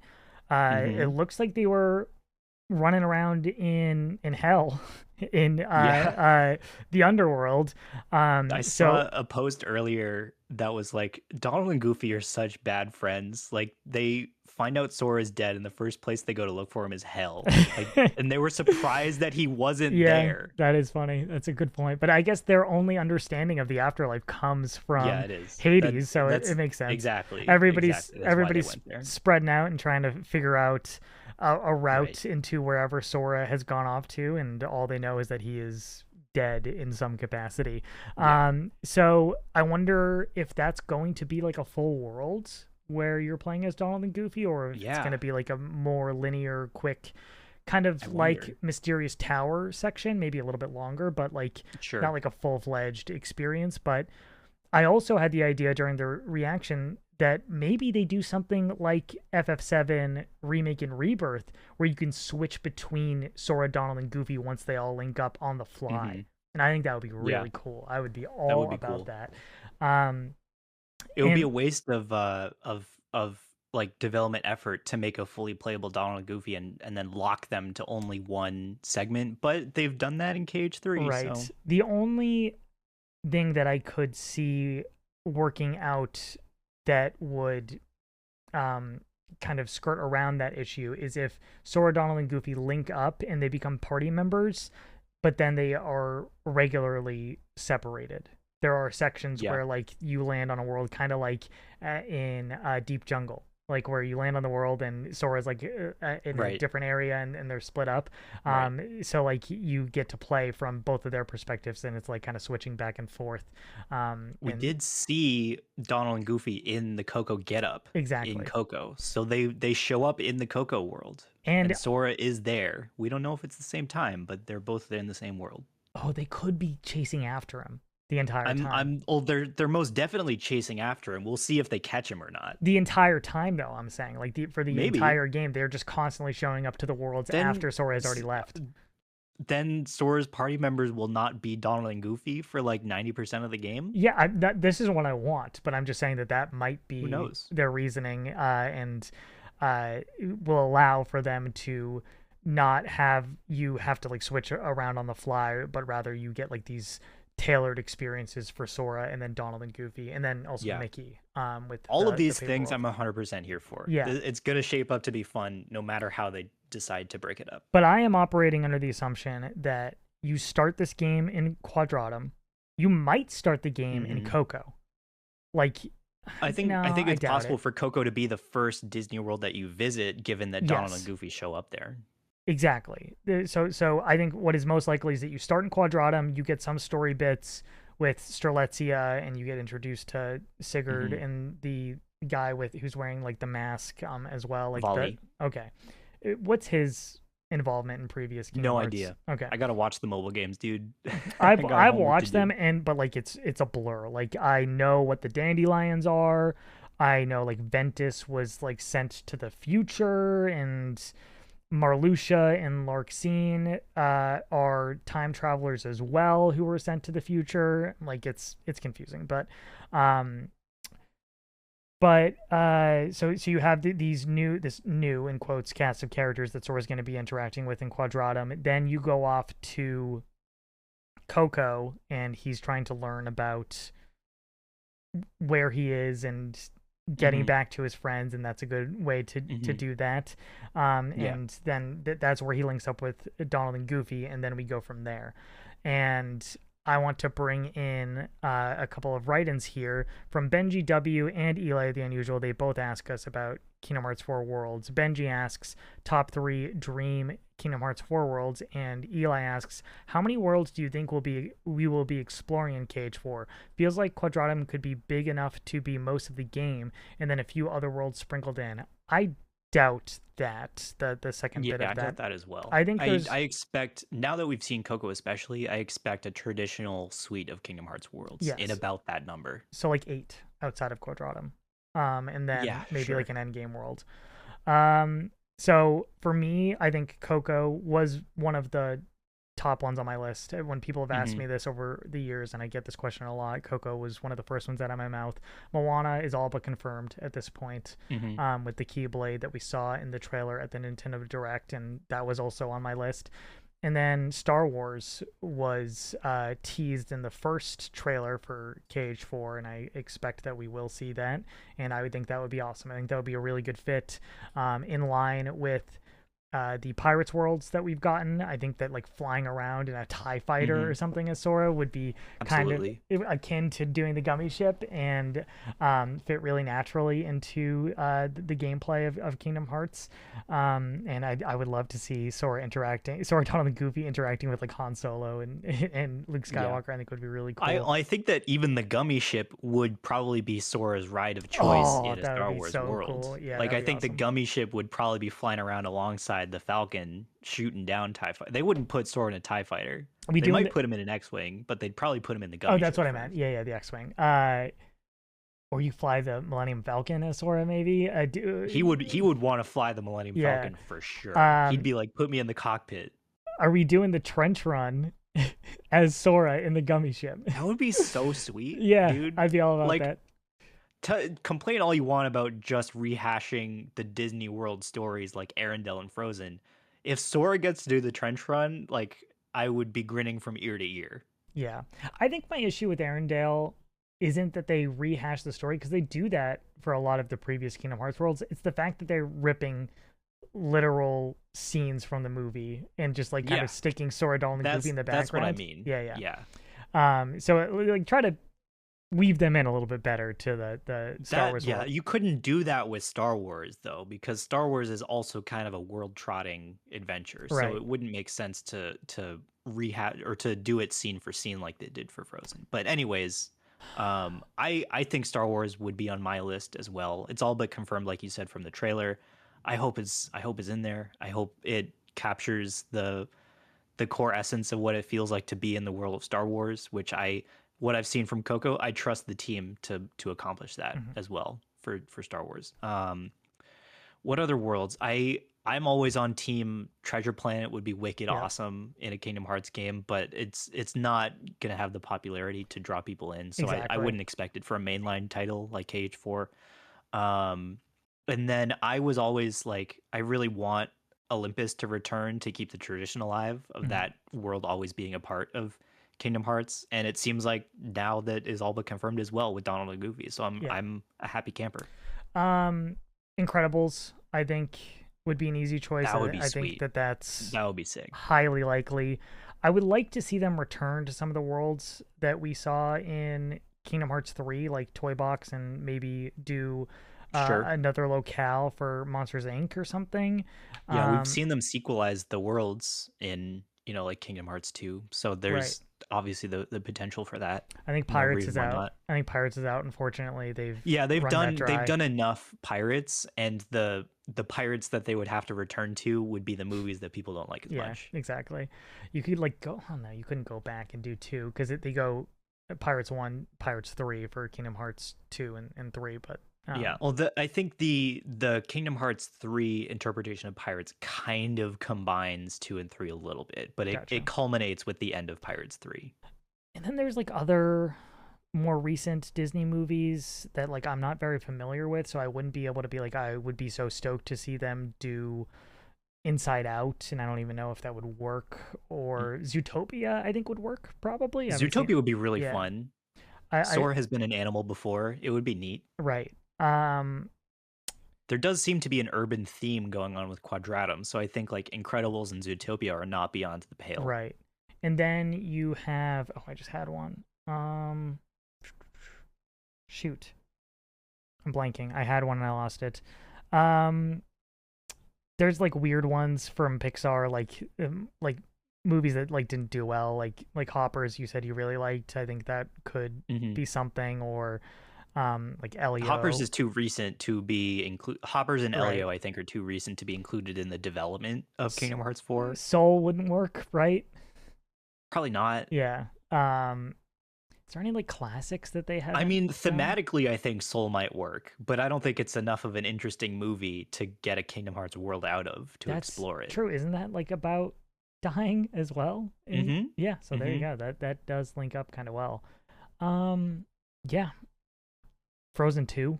I guess they didn't They do. could do Yeah, Frozen yeah. 2. They I didn't do hope both those not, stories. because I wasn't thrilled about Frozen 1 Right. in KH3. Yeah. Oh, Marvel. That's what I wanted to talk about. A lot of Oh, people were that's an interesting one, huh? throwing around the potential of superheroes and Marvel superheroes and the MCU being integrated into Kingdom Hearts. I think that would be a good moneymaker for them. I think that would get It a lot sure of would, eyes wouldn't it? on the franchise. Though the MCU has definitely waned in popularity, or at the very least, it's waned in quality, and that has, uh, for me personally, like made my interest in anything Marvel like way lower than it's ever been. I think that sentiment is shared by many others.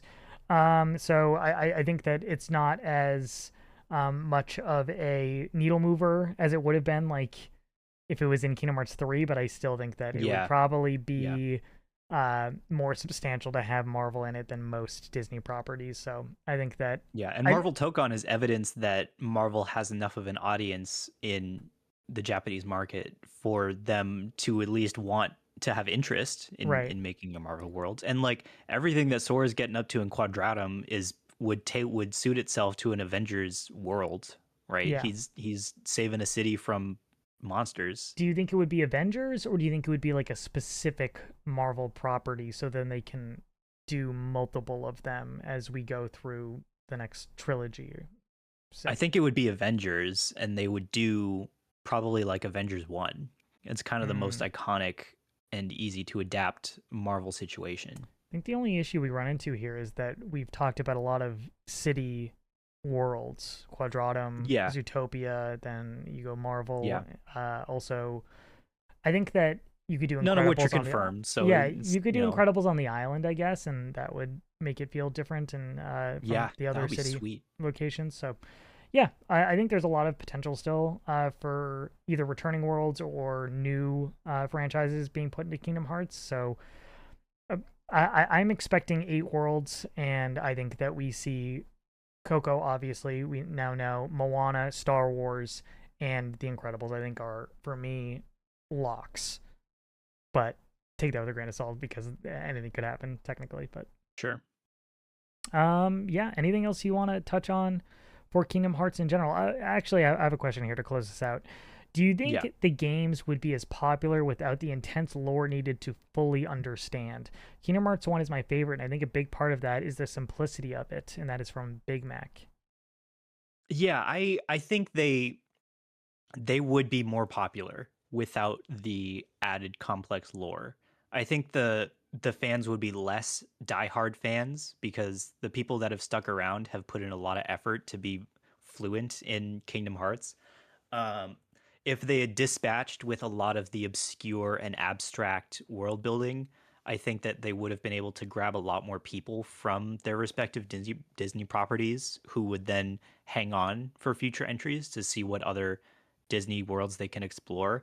And instead, they got people who are like here for the Kingdom Hearts crowd, and I'm part of that crowd, and I'm here for it. But the audience could have been bigger were it easier to digest without a lot of the prerequisites, I would say. I think that it could be bigger if you simplify a lot of the Kingdom Hearts isms a little bit and make it Mm. easier to digest. But I think if you tone it back too far, then you lose a lot of people that are willing to stick around from game to game as we sit through these long waits. I think the reason that like Kingdom Hearts is still as Sure. relevant and as well loved as it is because of the necessary investment that the hardcore fan base has made, Hmm. and how that feeds into like discussions and theory crafting and community through that. Yeah. And without that, I don't think Kingdom Hearts would have survived as long as it has. And I Yeah. think so. Like, I think it's like a damned if you do, damned if you don't situation. Like, it could be bigger if you simplified everything and just focus on like the Disney aspect of it to draw people in. But then I think that you might lose more and more people as time goes on. I prefer the route that they've gone down, where like it Me is too. pretty complex, and but it's rewarding to invest all this time. And if you've invested all this time and effort into understanding everything, you're not leaving. Like, you are in it for the long Right. haul. So at the very least, you have that base of people that is going to scream from the mountaintops with every Kingdom Hearts release to be like, this is my shit, I'm so excited. And that gets new people in. But unfortunately, if you are a new person and you're coming in for KH3, for example, you're going to be completely lost in the sauce. And I saw that Yeah. so much for the release of Kingdom Hearts 3, where there were so many people who either only played Kingdom Hearts 1 and 2 and were lost in the sauce for KH3, or just played KH3 and were like, what the fuck is going on? And I'm like, dude, like, Yeah. this is what Kingdom Hearts is. You have to understand that. And I feel like if you've paid even any attention over the last couple of decades to Kingdom Hearts and the discussions around it, you should know at this point that Kingdom Hearts is pretty bonkers and very lore heavy. So I think that's really on the individual for not doing their homework and trying to hop in at Avengers Endgame and getting Yeah. frustrated that they I don't I know agree what's with going you. on. I think that the Kingdom Hearts isms and the abstract world building is sort of a preventative method, a prophylactic for falling into the pitfall of being just IP crossovers, Right, right? And it like Kingdom Hearts remains its own unique series apart from the worlds that you visit because of the original ideas and characters that people have grown to love about it. And it will not become, I don't think it's ever going to be the directorial vision for it to become a major, like a Fortnite style crossover series, because that doesn't work with the amount of intense or thought intensive homework that is done with all of the playing of the games. right. Um, all right. I think we're good to close this out. I think this was another Me too. 3 hour podcast. It's hard to tell because we had to cut a bunch because my internet kept cutting out, which I apologize about for the jarring nature of any of those cuts. But this was a great discussion once again. Thank you so much, Matt, Yeah. for spending this time with me and getting giving me an opportunity to talk about something I love so very dearly. Me So too. this show is made possible by all our lovely supporters over on Patreon. If you support us at that highest tier, you get your name read at the end of each and every podcast. Members like Chat of the Wild, Chuparosa, Sir Tallywhacker, Smile Smiles, Creighton B, My Man Tanji, Schmung Dingle, My Name is Dom, The Scooby-Doo Running Sound, Brew Talc, Chad Chatterton III, Roland K, Jarvis JJL, Analytic XP, Awesome, Humunga Dunga, Night Echoes, Nibrus Finest, Caleb Beef, Cash R, Chaboy Jake, Jakey P, Sir Shillis, MG Dunbar, Mr.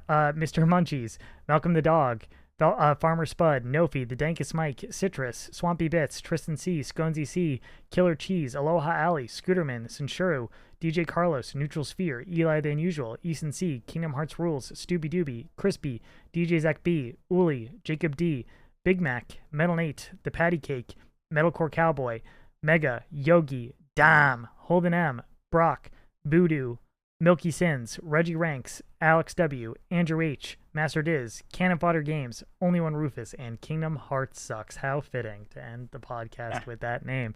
Thank you so much for joining us on this episode of CGC. We will see you on the next one. Peace out.